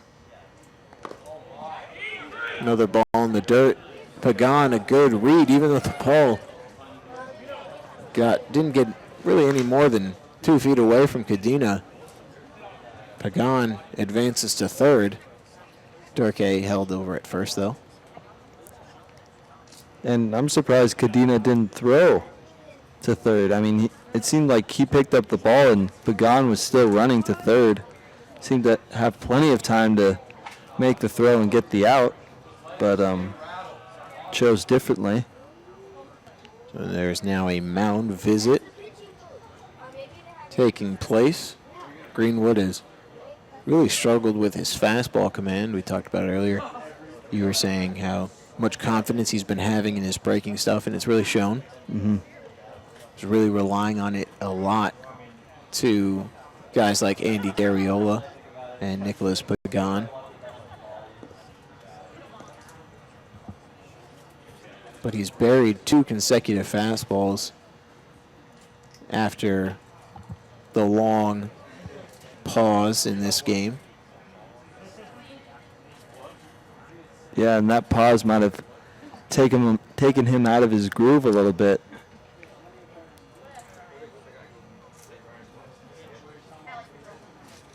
Another fastball in the dirt, and it's 3-0.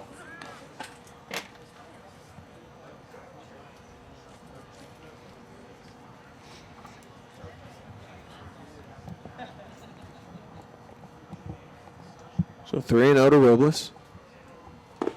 Takes. And that one is right down the middle for a called strike 1.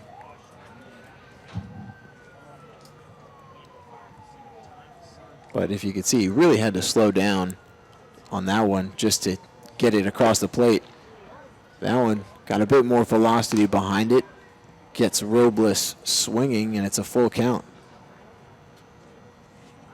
Yeah, and you can see Greenwood just making the adjustment in order to find that strike zone with his fastball. After 5 fastballs, maybe he goes with his slider. That he does, and it catches the low outside corner for a called strike 3. Robles now with the hat trick. That's his 3rd strikeout of the ball game. We head to the 6th inning. Saints picked up 3 more. It's a 9-4 ball game. Stick around. Drew Cowley coming up in this inning for an in-game interview.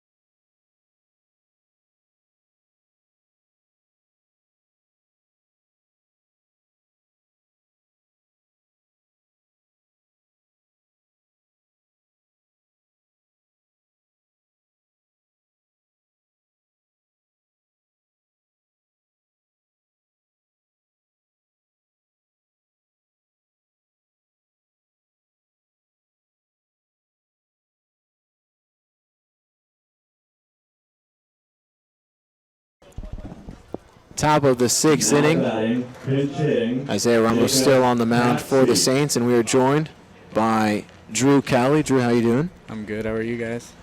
Doing well. It's been kind of a rough ball game, but you know it is what it is. Good play from Ramos as he picks up that chopper and tags a diving Christian Franklin for a quick out one. So Cowley, Drew. Yes. So coming into this season, I feel like you kind of got a bit more playing time when Morgan Allen went out with the injury, but you really have made the most of it. One of the team leaders in batting. How's your summer been? I feel like it's been pretty good. Been seeing the ball well, and just sticking to my approach. And I've been feeling really good this summer.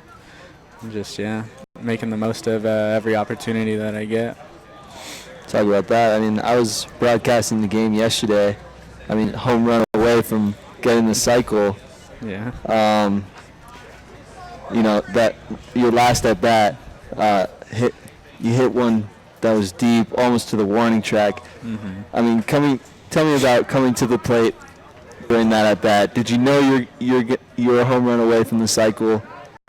Talk to me about your approach during that at bat. Yes. Were you trying to get the home run? I mean, I did know. It was in the back of my mind a little bit.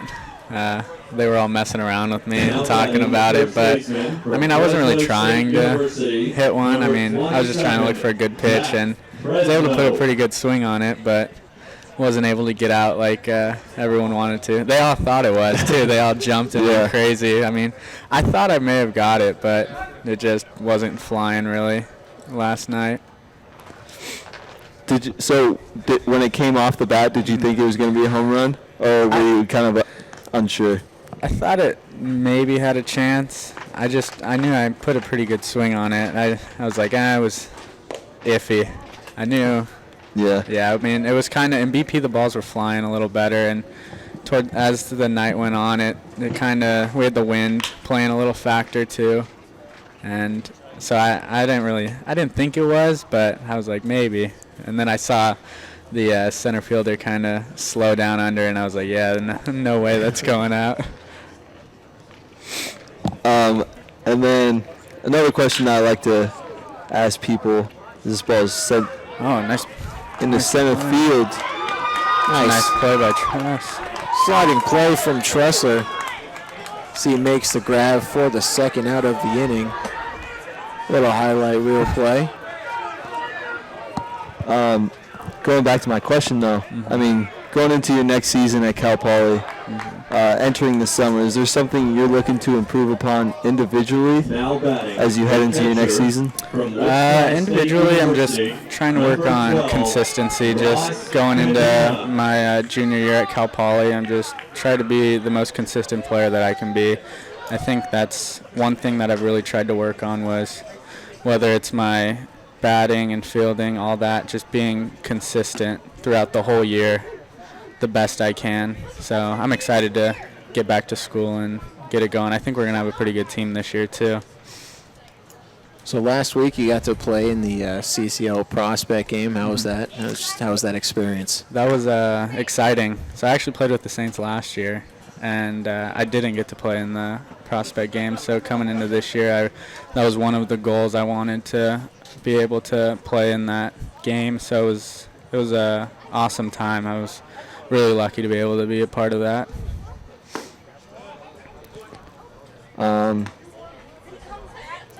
Question that we like to ask people again.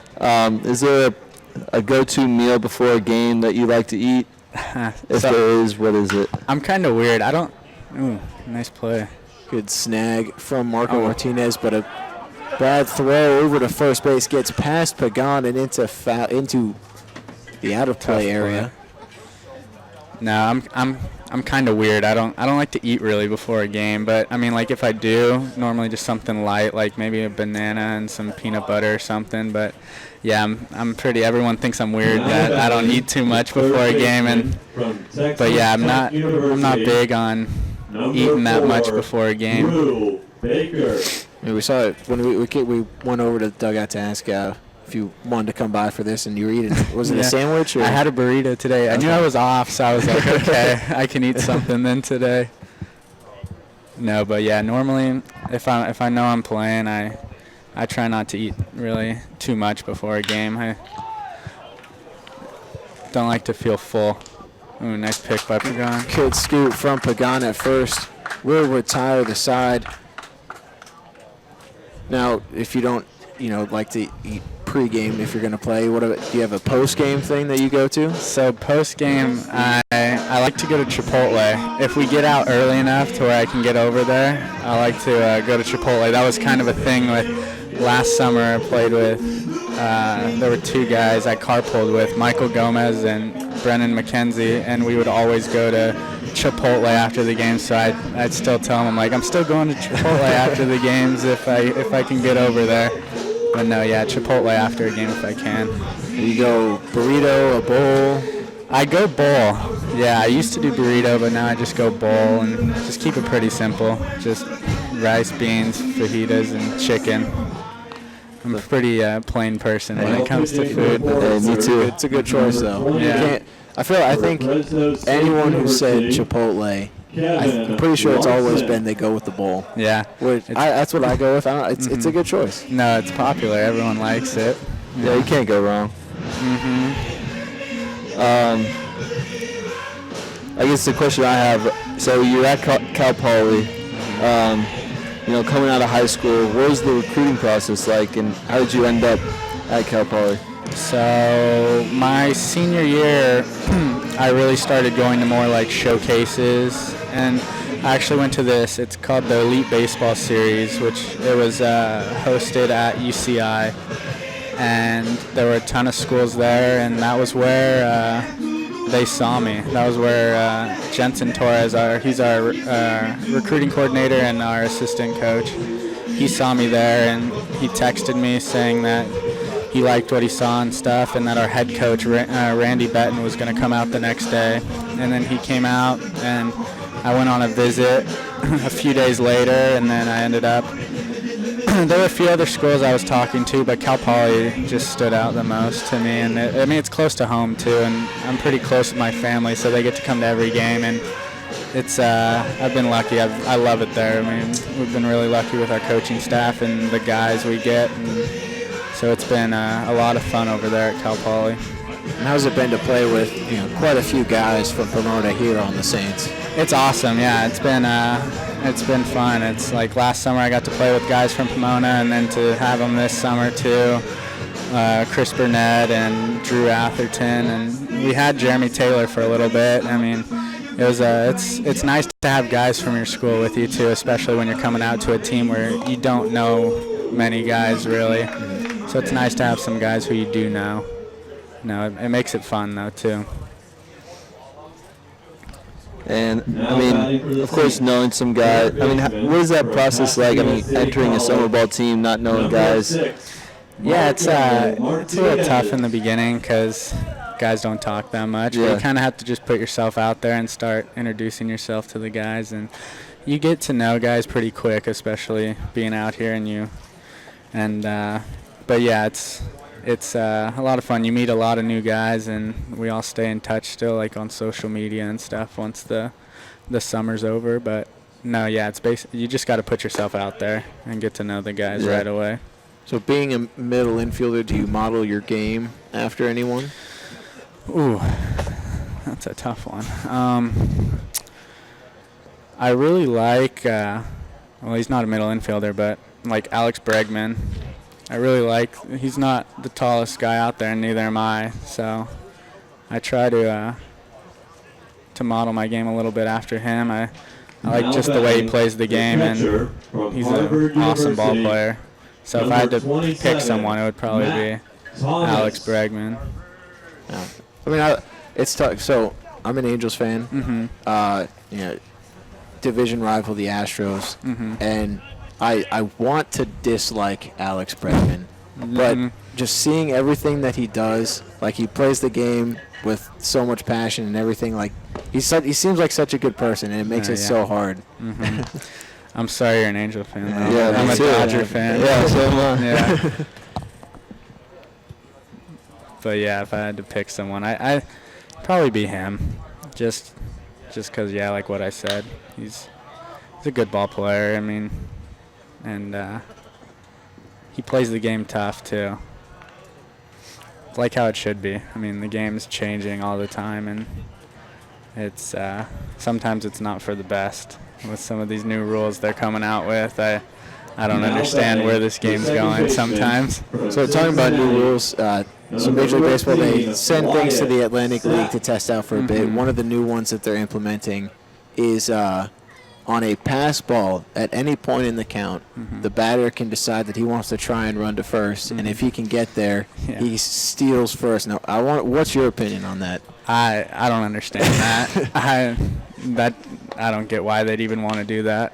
And yeah, as a hitter, I wouldn't try to, honestly. If I'm swinging at a ball that bad where it's going past him, I don't understand why they're trying to do that. And then I read something too that they were moving the mound back a little bit in the same league, and they're just testing everything out over there, because they're even doing the thing where the umpire doesn't call the game really. It buzzes him if it's a strike or not, and there's already been some calls that are pretty bad with that new system that they've been doing. So I think it's just turning too techie, and instead of just letting the guys play. I agree. I'm not a big fan of a lot of these new rules. No, but I mean, I do understand, like, some of the technology it's advancing in the game. Like, they have all the hit tracker and all that, which is awesome. I mean, at school we use some of the, like, blast motion, which tells you, like, your hand speed and all that, which we love. I mean, we'll look at those numbers and stuff. But yeah, the actual game, though, being played, I don't really get some of these new rules that they're doing. The question I have, I guess, I mean, Cal Poly Division II, right? Coming into the CCL, you're obviously facing tougher competition, some D1 pitchers. Are you able to, can you tell the difference when you're at the plate? And how do you think that's going to help you going into the next season?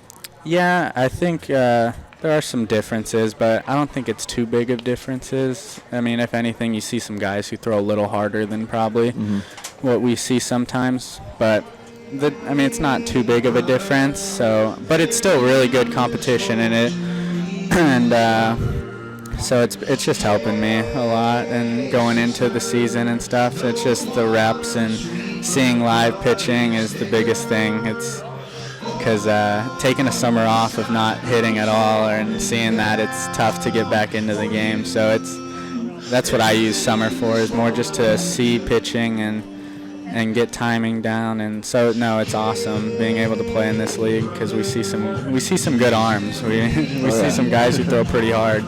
So it's been a lot of fun though. I enjoy coming back for. When Milam said he wanted me to come back for another summer, I was like, heck yeah, I'll be back out here. Like, close to. I get to commute from home too, so it's not like I have to go away for the summer. And no, it's been awesome though. All right. Well, I think we kept you on for a bit longer than normal, Yeah. but I was okay with it. I hope you were okay with it. It's fun. I'd like to thank batting, Drew Kelly for from stopping by Vanderbilt, for I guess the number entirety 45, of the 6th inning. So thanks for coming on. Thank you guys. Thanks Yeah, for having thanks, me. Drew.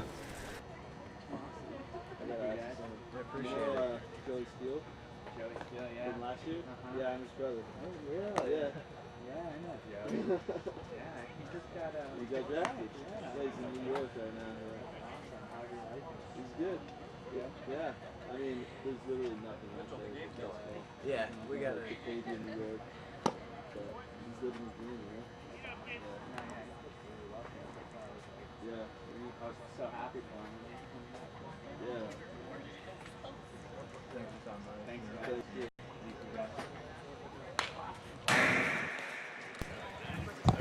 So we're back for the top of the 7th inning. Spencer Jones leading things off for the Foresters. It's an 0-2 count. Isaiah Ramos still out on the mound.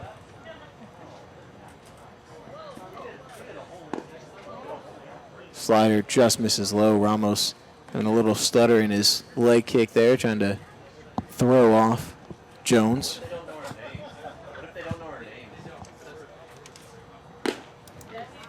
Swing and a miss on the 1-2 pitch, and Jones is down for out number 1. And when you talk about that leg kick of Ramos, Now batting, the shortstop. it can be a plus for a West pitcher to Virginia kind of have University, some number 2, quirkiness or some kind of Seven awkward Tucker. motion in their pitching motion, because it can throw a hitter off balance and kind of give you some deception when throwing your pitches. First pitch into Tevin Tucker. Just swing and a miss, 0-1. So once again, we'd like to thank Drew Kelly for stopping by. A lot of times we tend to just have guys on for just a half inning, but top half of the 6th was pretty short, and I think things were kind of flowing pretty well. So Yeah, that was fun. Good to have Drew on here, a CCL prospect game attendee. ball is fouled down the third base line. Now he is the third Saints player, I believe, since the CCL prospect game to come on. There was Thomas Lovano, who came by in last Thursday's game against the Foresters, and then Matt had Andy Garriola on Sunday, I believe it was. So now we just need 5 more. Another swing and a miss, and another strikeout for Ramos here in the top of the 7th. So good start to the inning. Well, I know Garza. Yeah, Garza's been on. You're right. Colin King has been on, and I know, pretty sure Burnett has also been on. Okay. So just trying to make the rounds, make sure everyone gets on. So 0-1 to Ryan Cash. Now batting, Isaac Coffey. It's actually a pinch hitter for Cash. It's Isaac Coffey. And it's a quick 0-2 count. Swing and a miss. And another strikeout swinging for Isaiah Ramos. He strikes out the side in order here in the 7th. And so ahead to the bottom half, it's a 9-4 ball game.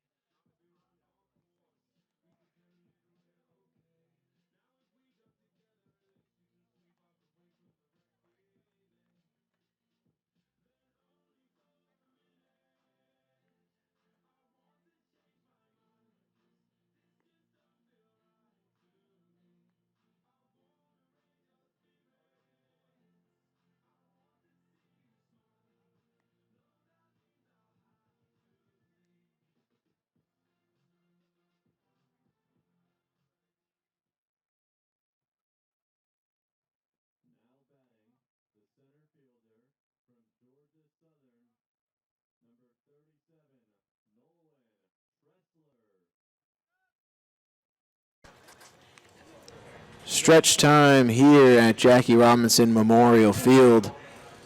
Nolan Tressler leading things off for the Saints.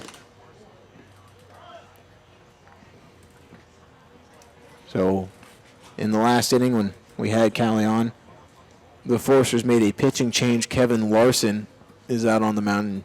He's out for his second inning of work. And this is a big dude, 6'9", 265. My goodness. And he throws hard, watching him in the past inning. Has quite the power fastball, as you would imagine, from a guy who's 6'9".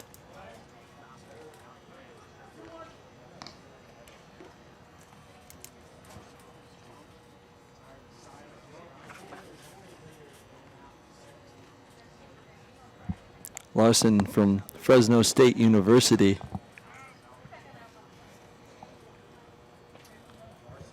Going to be a sophomore next year.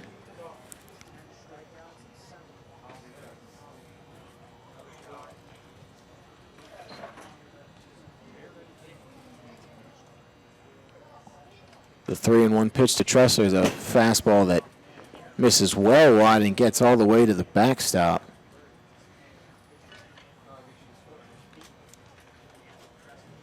And some numbers on Larson entering this game. He's pitched 10 innings, has given up 3 runs, which puts him at a 2.70 ERA, has struck out 10 batters and walked 7.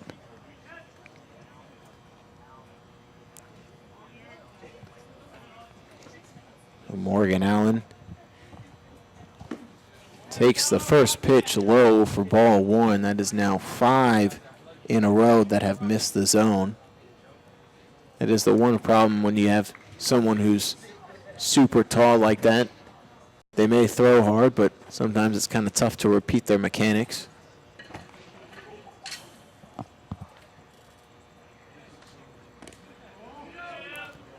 Breaking ball in the dirt, gets away from Cadena, and Tressler moves up to second on the wild pitch.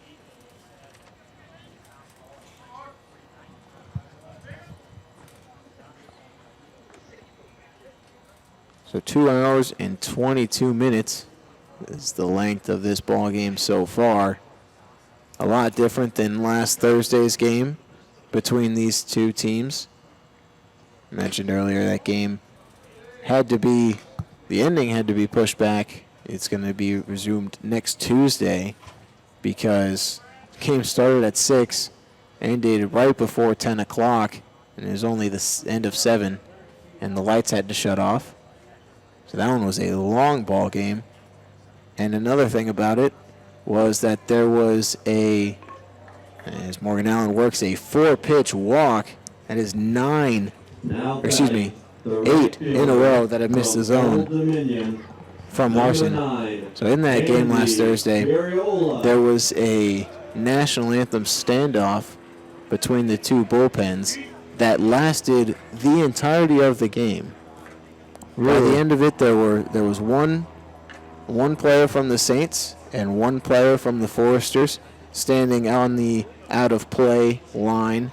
By the Foresters guy was by the fence in right field, and he was probably maybe halfway up the line. Yes, hand over their heart, standing the entire 4 hours. And that's impressive. Tyler was on the broadcast when we had Thomas Lovano come on. He went over out there and gave us a little status report. They were saying that the Foresters were going to have to leave earlier regardless because they've got a bus to get back to Santa Barbara. And so they were saying that they were going to hold their ground no matter what because the other team was going to have to leave first. And what happened is this was all documented on I forget, I don't remember whose it was, but it was one of the players' Snapchat stories. It was ended up posted on Foul Pole Sports, where a couple of guys from the Foresters picked up their bullpen pitcher from the line were like carrying him. He still had his hand over his heart, and wow. You heard in the video, so they're like, if they drop him, it's game over. But they carried him all the way from the corner in right field all the way over to halfway up the left field line, and they were kind of having a battle, and they decided that it would come down to rock, paper, scissors of who would break first, and unfortunately, it was the Saints who lost the battle of rock, paper, scissors. They did a 2 out of 3. Line drive from Garriola, bounces in front of Drew Baker, misplays it, and he will reach first. Wow, that's Now batting, the first baseman. That's some kind of game. Hartford, number 34, Nicholas Pagan.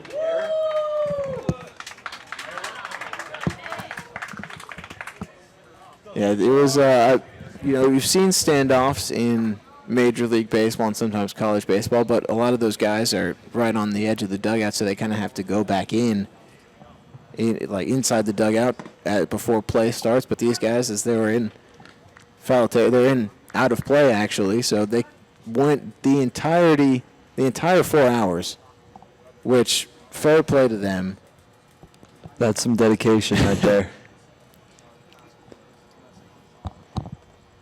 I got a question though. So, in that game, when the lights turn off, was it during gameplay? Like, did they just automatically shut off?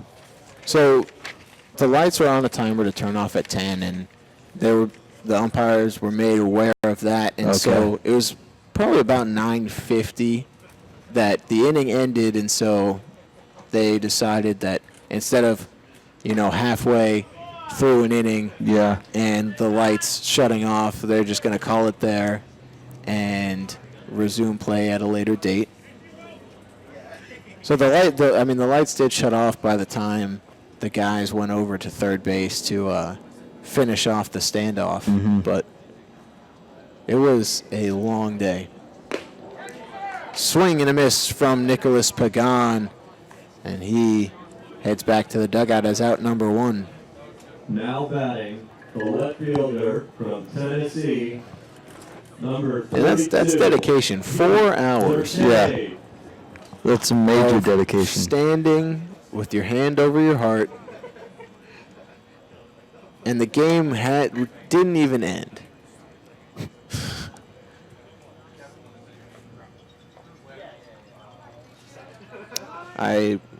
When Tyler went over to do the report, he was told that they had ordered pizza to be delivered to the guys over on the line. They were not going to share it with anyone from Santa Barbara.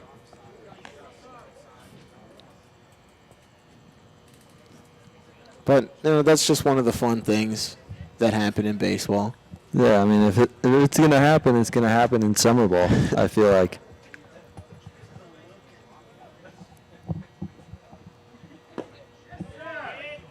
.10 slider catches the inside part of the zone. Now, another thing that happened in this game, the Saints actually pulled off the hidden ball trick. Really? They did.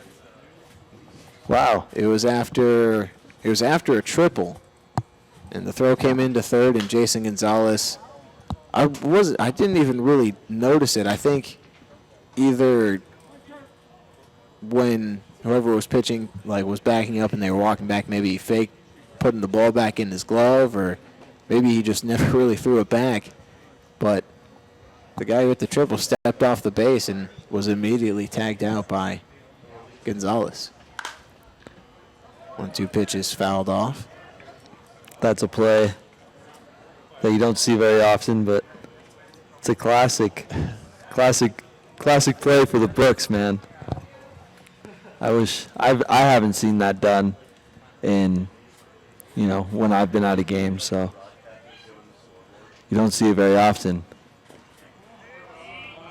And it was reminded me of just, Rookie of the Year when he loses his ability to throw 95, and they got to figure out a way to get the outs, and they pull off the hidden ball trick.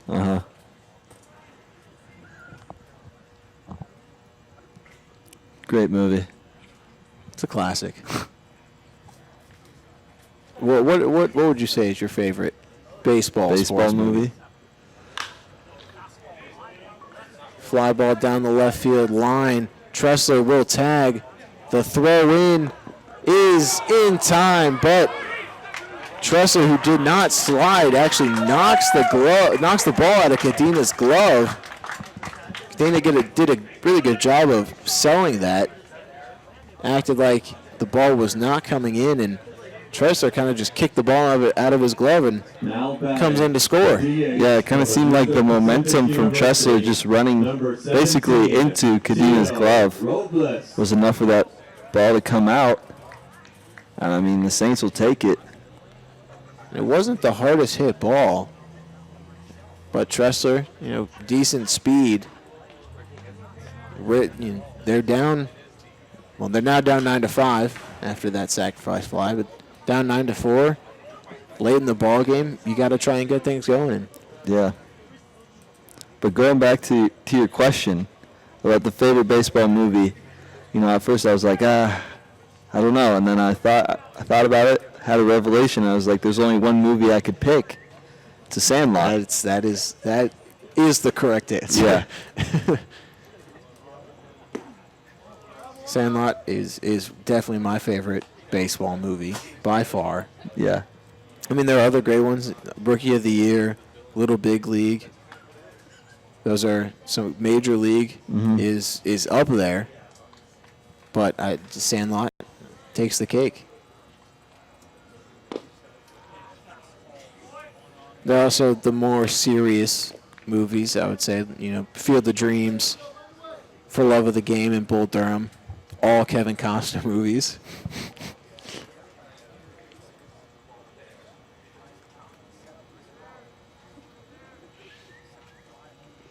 One-two pitch is a fastball that just misses low. So Tito Robles, 0 for 3, has struck out swinging, has struck out on a foul tip into the catcher's glove, and has struck out looking.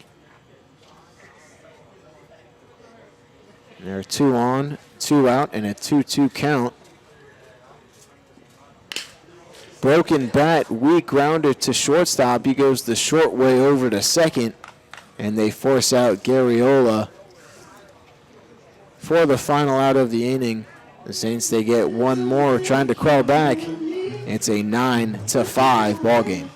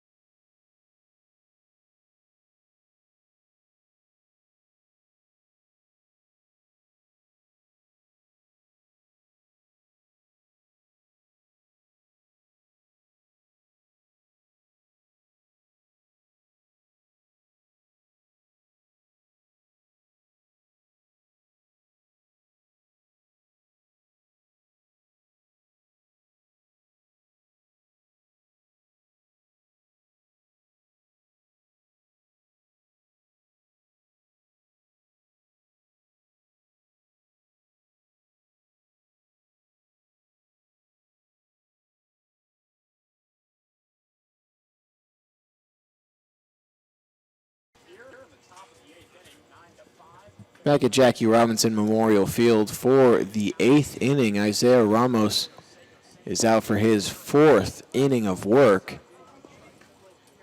As that first pitch into Eric Kennedy is in there for strike 1. Fly ball into center field. That ball's carrying a bit. Takes Tressler near the track. And he reaches up and makes the grab for the first out. And that was a pretty deep ball for the type of pitch that was. I mean, seemed like a breaking ball low, but Kennedy able to get under it and send it pretty far away. And it didn't look like he put that powerful of a swing behind it either, but like you said, it carried. So there's one out.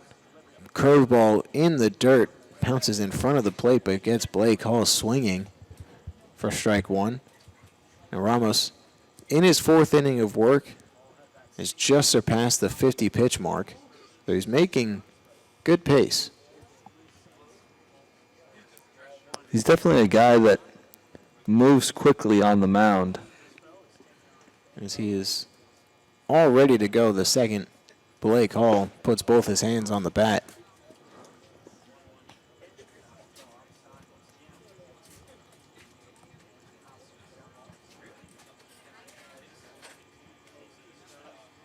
I feel like that's not something you see a lot, as that ball runs inside and gets Blake Hall on the leg. He was not too happy about that. He threw the bat all the way over to the dugout. Now batting, the center fielder from Wichita State University. Going back, so Number Ramos, a 8, lot of pitchers Jacob you see, Hatsby. especially at the higher levels, they like to take their time, which is one reason why the pitch clock is starting to be added into the game to try and speed things up a bit. But Ramos, the second he's got the ball, he's pretty much ready to go. Yeah, and I don't think I certainly haven't seen a pitcher that moves that quickly that often, you know.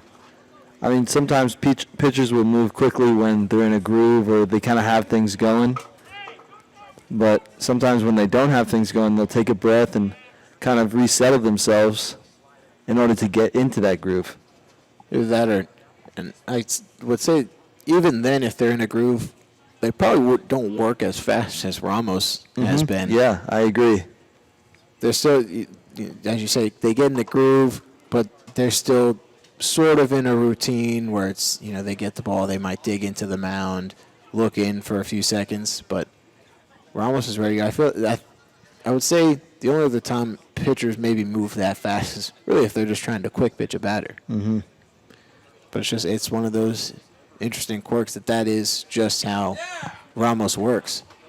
And Coach Pintard of the Foresters has actually just been tossed from the ball game. He's been arguing with the first base umpire about, I'm really not sure what, and he's getting in the face of the umpire. The others having to hold him back. Or I say hold him back, they're really just kind of bodying themselves up in front of him. And he continues to argue even though he's already been tossed out of the game. I mean, you can't argue yourself out of being tossed out. Exactly. So, in the second time, so there was also an assistant coach tossed out, ejected from the game last Thursday. So in the two games here that the Foresters have played that I've called, at least one coach has been ejected. And I'm not sure what he was even arguing about. Yeah, I'm not sure. I didn't realize what it was either. He was pointing to something over on the right side, but I mean, Blake Hall is still at first base, and I really don't know what it could have been. And you could see him right now leaving the dugout. He went in, grabbed like a sweatshirt or something, and he's got to go wait on the bus.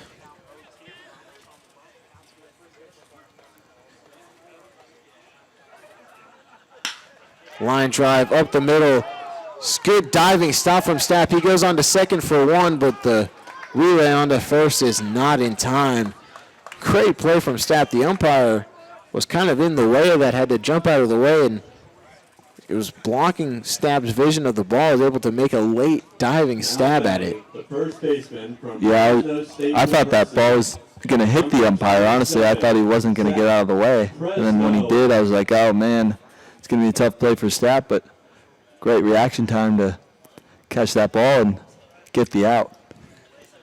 And now I know it is summer league, but going back to the ejection, I feel like once he got ejected, I would have loved to see some of the classic, Lou Piniella or other minor league manager stuff, kicking the dirt, maybe not necessarily throwing the base and slowing this game down too much, but just kind of give a bit of theatrics. Yeah, I would have liked to see that. Would have been a little fun. Reminds me of a video I saw earlier in the week, Summer League, believe out in, I want to say, up around Wisconsin, the Great Lakes area, and the manager had been ejected earlier, and so what they did is they had, it might have been one of the coach's sons, but he had his own uniform, and they sent him out to give a mound visit in place of the manager who was no longer in the game. It was just one of those funny quirks that you would really only see in a summer league game. Yeah. It would be like, the Saints, we have a little bat boy. It would be like sending him out to, argue a call or make a pitching change. That would be fun. I would love to see that. Or just even have a conversation on the mound, And that's what the kid did in that video. He went over, took the ball from the pitcher and was kind of, rubbing it around in his hands like you might see a coach do. And I don't even know if he said anything, but he was out there for a bit and then went out, gave everyone a good slap as that curveball from Ramos gets Presno swinging for strike 3. And Ramos, for the second time this season, is exchanging words with the batters, and the benches have cleared.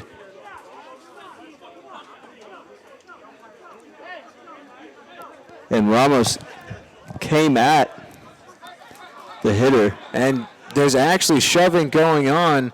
Garriola, one of the guys in the fray of things, and a couple Saints players bringing and holding Ramos all the way out of the pile. He's brought him towards the dugout. And as I was saying, that's the second time this season Coach Pintard of the Foresters is making his way back onto the field. I'm not sure if he's quite supposed to be here. That's the second time this season that Isaiah Ramos has struck someone out to end the inning, and then bench is cleared. Now, the pitch before to Presno was a fastball that just missed on the outside corner. And Ramos took a good 5 steps off the mound because he thought he had that call for strike 3. And then the next pitch goes in and strikes out Presno swinging, and he was saying something as he was walking off the mound, and Presno was already frustrated after swinging and missing at that curveball. He had tossed the bat towards the dugout, and tempers flared. Clearly. I mean, Ramos definitely came up to Presno. As they walked away, they were exchanging words, and Ramos was the one that initiated the confrontation. Now, Presno stopped and said something. Ramos changed course from heading to the dugout to walking towards Presno near the plate, and he threw his hat down, and they were pointing and shouting at each other, and then the bench was cleared. There was some shoving going on. I didn't see any punches thrown, but this was more physical than the last time. It was the beginning of the season playing the Riptide, and again it was with Ramos striking someone out to end the inning, and he, University of Arkansas, I guess, said something, and but that on the that bench is cleared. Bench is cleared, but on that one, they cleared, and everyone was kind of held back. No one was touching each other or anything, and so just one of those interesting situations.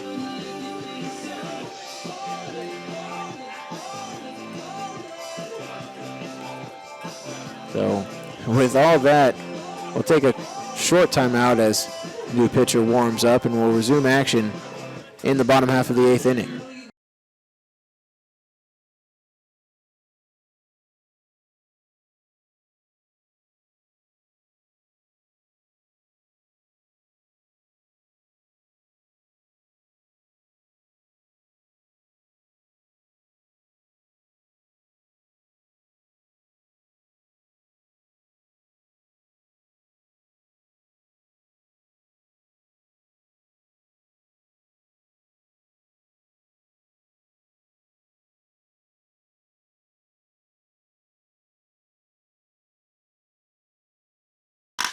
new pitcher on the mound for the Saints, or for the Foresters, is Elijah Tresses. The first pitch into Marco Martinez is grounded to third base. Now batting, the Baker made a catcher clean throw from onto first Harvard base, and so there's one out. Number 27, Elijah Matt Trest, the Thomas. right-handed pitcher out of the University of Arkansas, standing in at 6'3", 200, heading into his sophomore campaign.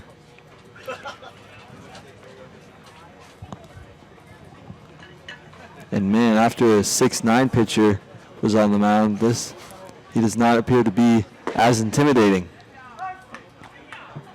He's a much shorter and physical presence on the mound. Trest stands at, actually, He's listed at he's 6'3". listed at 6'3", and he's got some good velocity on his arm, but I guess just after the 6'9" guy standing out there, it's just a big difference. 6 inches, I guess, can make you look real small. Yeah. The 1-1 fastball misses outside to Matt Thomas.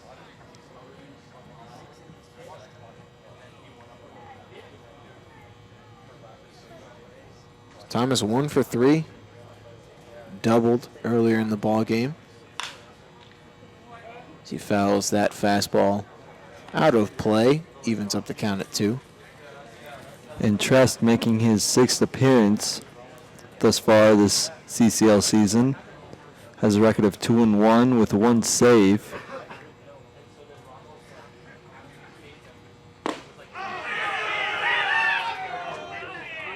And Matt Thomas goes down swinging. Trest blowing the fastball by him. And even with all those Now statistics, batting, Trest has the only second pitched baseman 6 from innings Cincinnati, and has an number ERA of 13, 4.5. Wyatt Stapp. Has struck out 9 batters though and has only walked 2.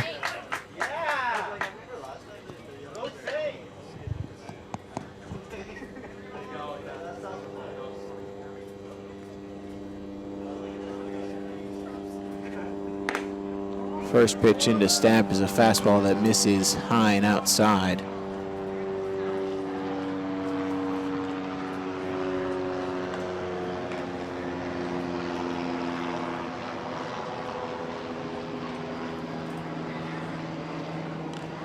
The 1-0 pitch.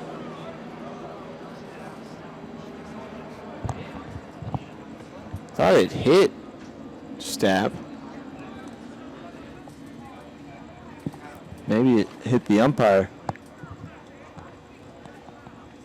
It's inside. I think it did hit the umpire. It's 2-0 now to Stapp.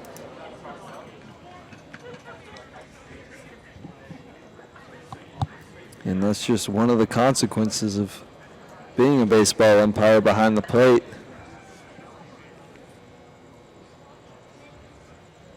So 2-0 to Stapp.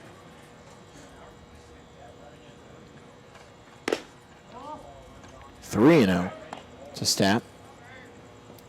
And Trest has a lively fastball, and while umpires, they do have padding, and ball still probably kind of hurts a bit. Oh, I would believe so. 3-0 swinging from Stapp. Fouls that one off. Not an ideal 3-0 swing. No, not ideal. I mean, I understand why you would swing at it. I mean, you're down 4 runs, there's 2 outs. I mean, try to make something happen, but I don't think that was the pitch to swing at if you're going to swing in that situation. Tries to climb the ladder with a fastball again, but that one misses outside. And Stapp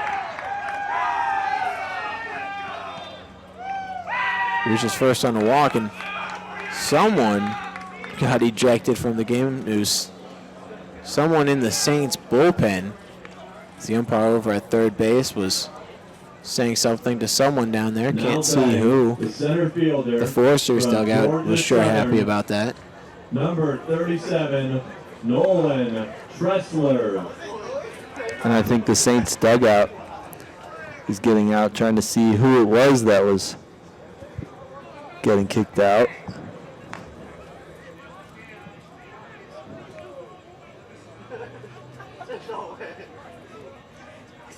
I mean, the Saints are known, I would say, for being a chirpy team. They've been warned by umpires quite a few times from the dugout, shouting things, not obscenities or anything at the players, but being rowdy, I would say. And we've seen a couple times the benches have cleared. And this is the first time I think I've seen someone not playing get tossed. I know Christian Scott was ejected sometime last week or 2 weeks ago, but I've not seen this before, someone in the bullpen getting ejected from the game. You see something new every day in summer ball, I guess. Exactly.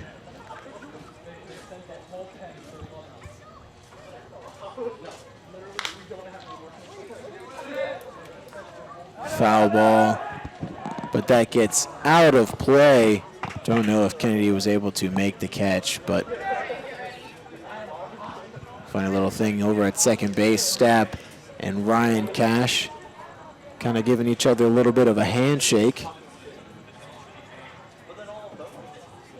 So not bad. There's not all bad blood between everyone. And that's good to see.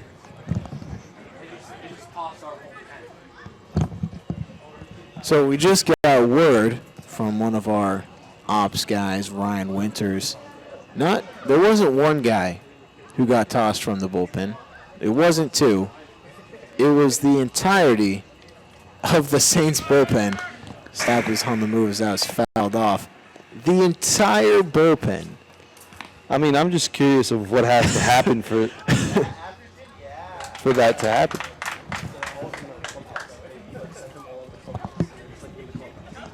The umpire, I guess, just sent everyone into the clubhouse. It's a small clubhouse. I don't know how they can all fit back there, but everyone. Wow. I mean, I just want to know what they were doing. What could have been done to send everyone?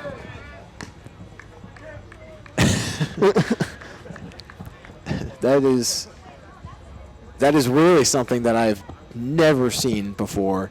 Yeah, that's unheard of. Basically, honestly. half of your team getting ejected from the game. So they can't bring in a new pitcher. They cannot. So Ramos is going to have to go out for the ninth. So Nolan Tressler, he goes down swinging for the final out of the eighth inning. Head to the ninth. It's a 9-5 Foresters lead.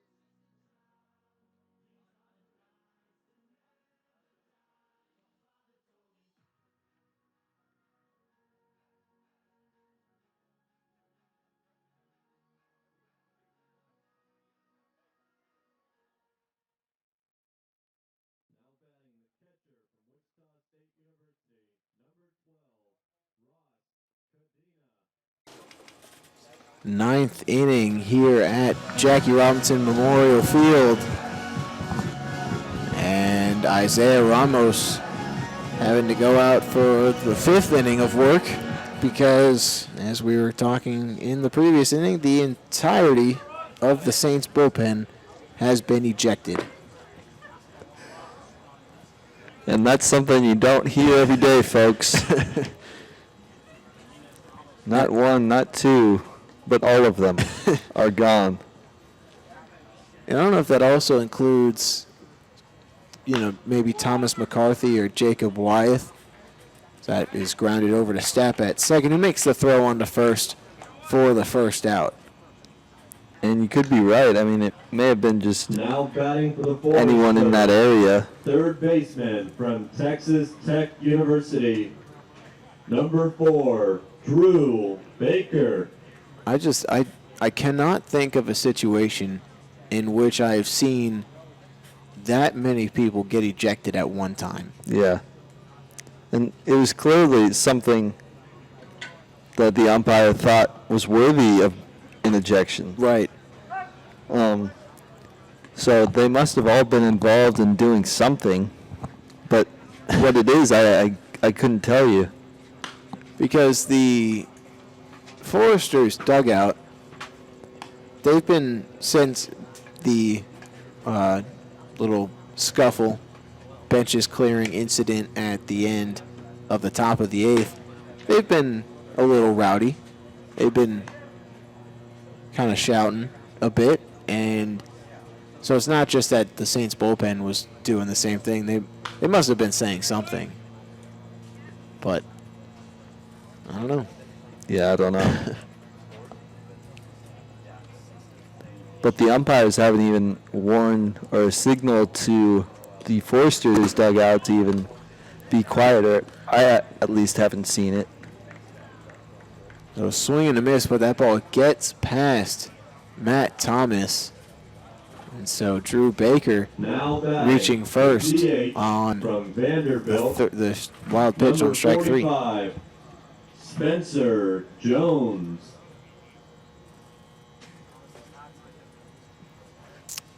So 1 out here in the 9th. Runner on first for Spencer Jones.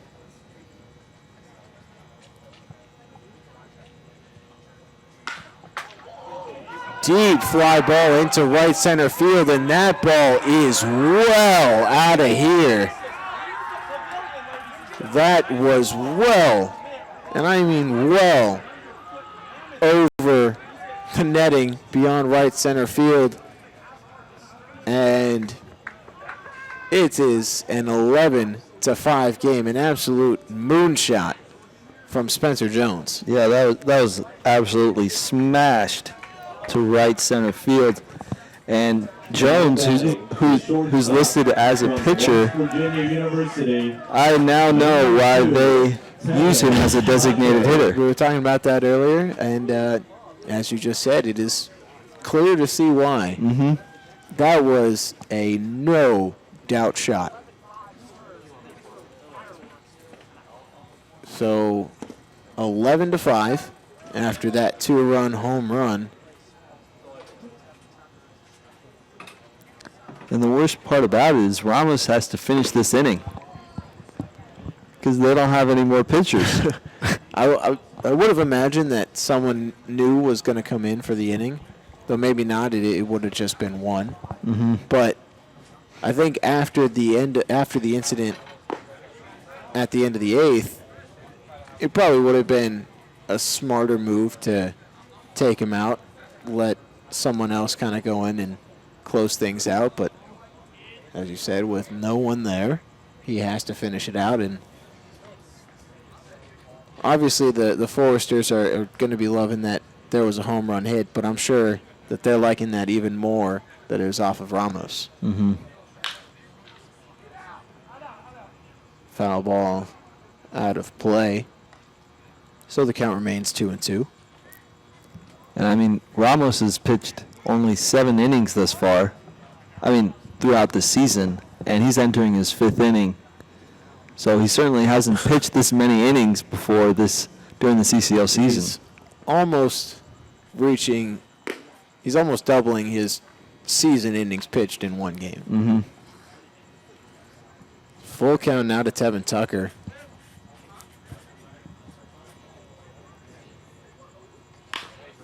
Ground ball to Stapp at second base.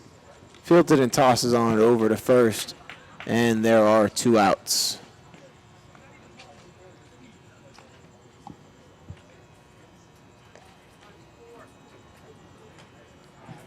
Now batting, second baseman from Oral Roberts University, number 17, Isaac Coffey.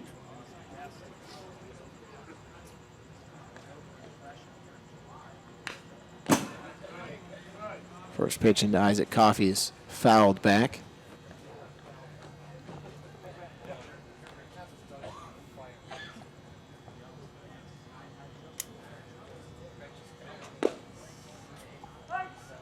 Oh and 2 now to Coffey. Ramos 1 strike away from getting out of this inning. 80 pitches now through 4 2/3 innings. Wow. That's definitely a day's work right there. Swung on and missed. Strike 3, and Ramos finally gets out of the inning. But the Foresters pick up 2 more to extend their lead to 6 off of the moonshot from Spencer Jones. They head to the bottom of the 9th, 11-5, Foresters lead.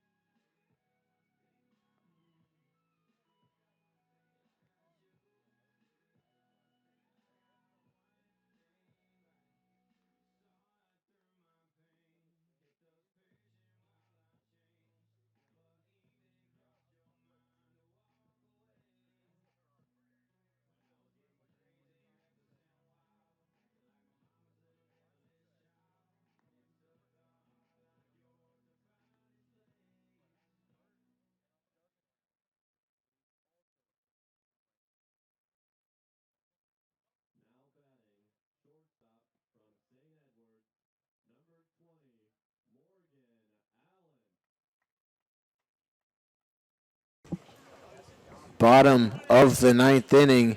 Saints going to need to put up 6 here if they want to push this game any farther. And only 3 outs to work with as we're in the bottom of the 9th. Check swing on the first pitch. First base umpire says he went around. I don't think he did, but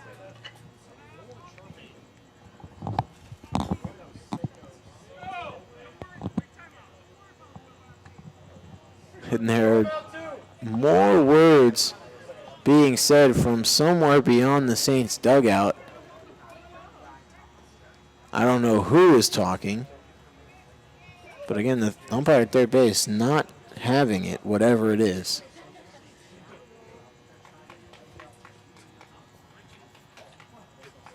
So 0-1 to Morgan Allen.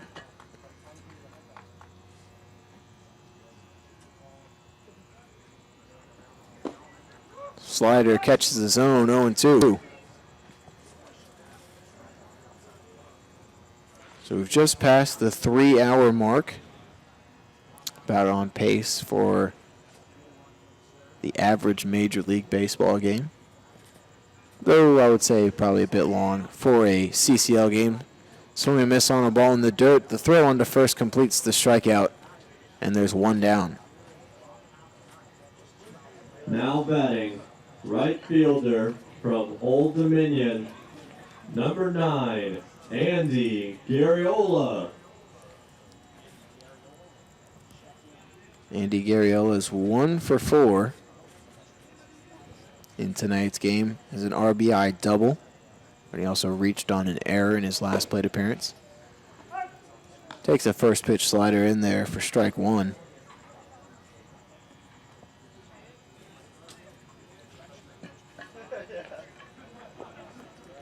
Fastball in the dirt gets past Cadena.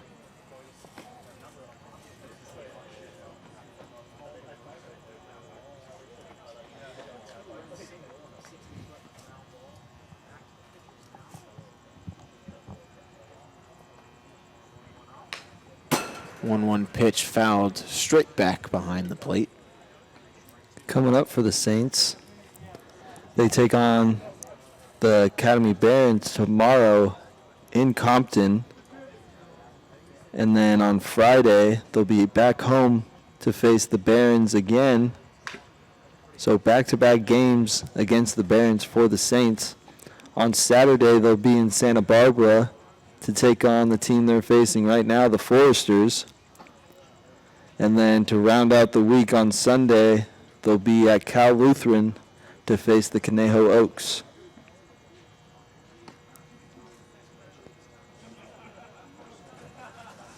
And then after that, it's only 2 more games and then playoffs. And one of those games next week is a non-affiliate game. Or a non-league game, I should say, so won't count towards the official record.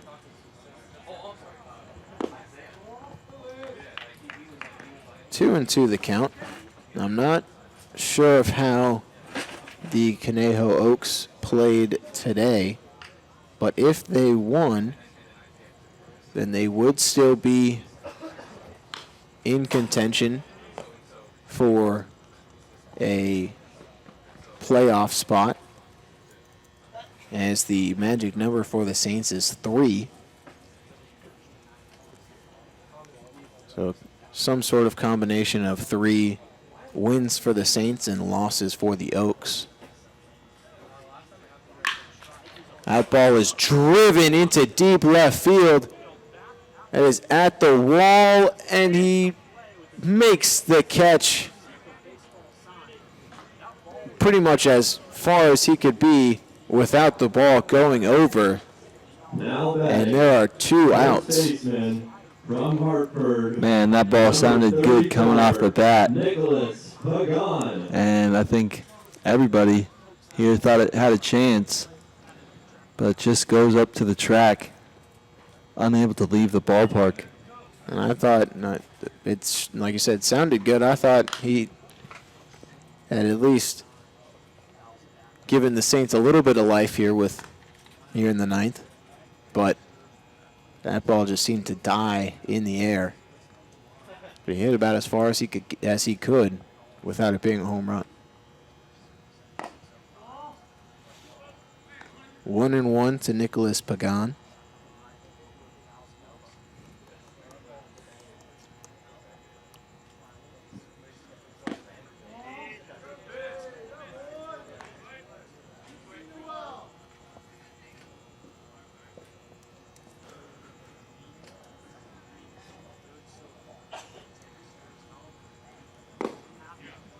Big swing from Pagan, comes up empty, and it's a 2-2 count.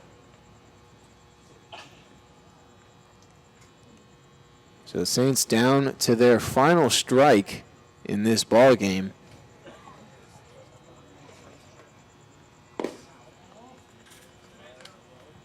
Misses low, so it's a full count to Pagan. Pete Durkee on deck should Pagan get on base. Chopped foul into the first base dugout.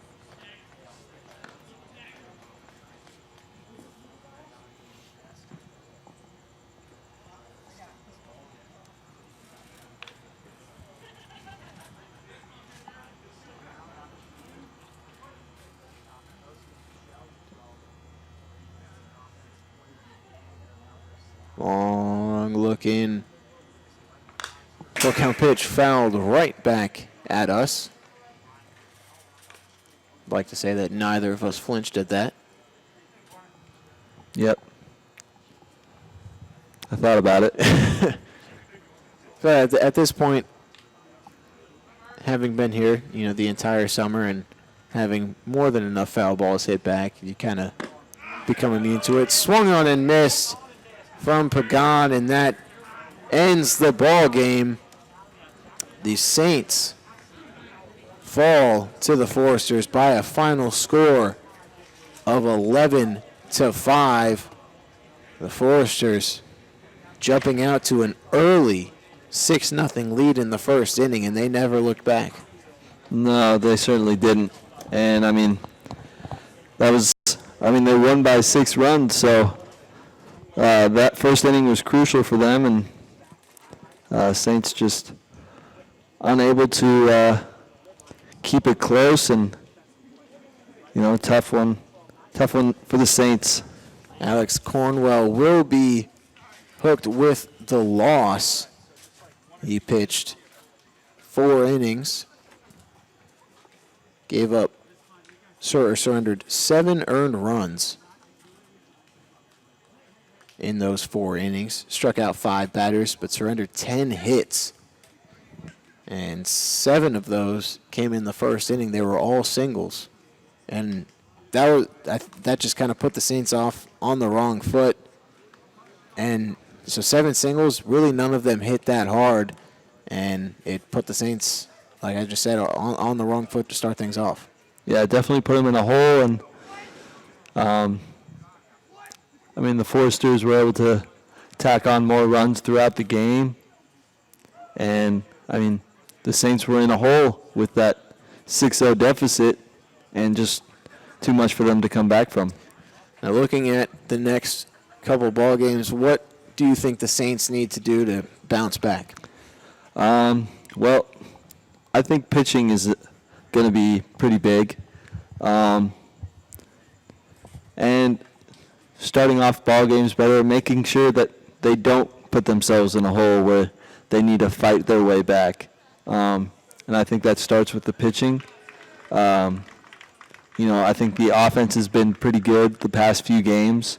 So as long as the offense keeps doing what it's been doing, it's just about the pitching coming in here and limiting the runs from the opponents. So the final line score of tonight, the Foresters, 11 runs on 13 hits. They made 1 error and left 7 men on. The Saints, 5 runs on 8 hits. They made 3 errors and left 8 men on. With the victory, the Foresters improved to 23-7 and still sit well atop the CCL in first place. The Saints fall to 500, 15-15.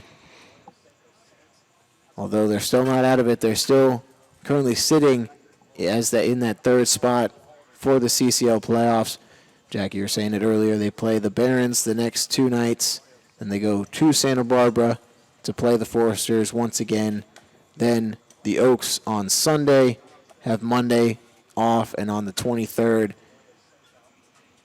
they play the Foresters here once again. That game is at 6 o'clock, though they will finish the game that had been suspended earlier beforehand.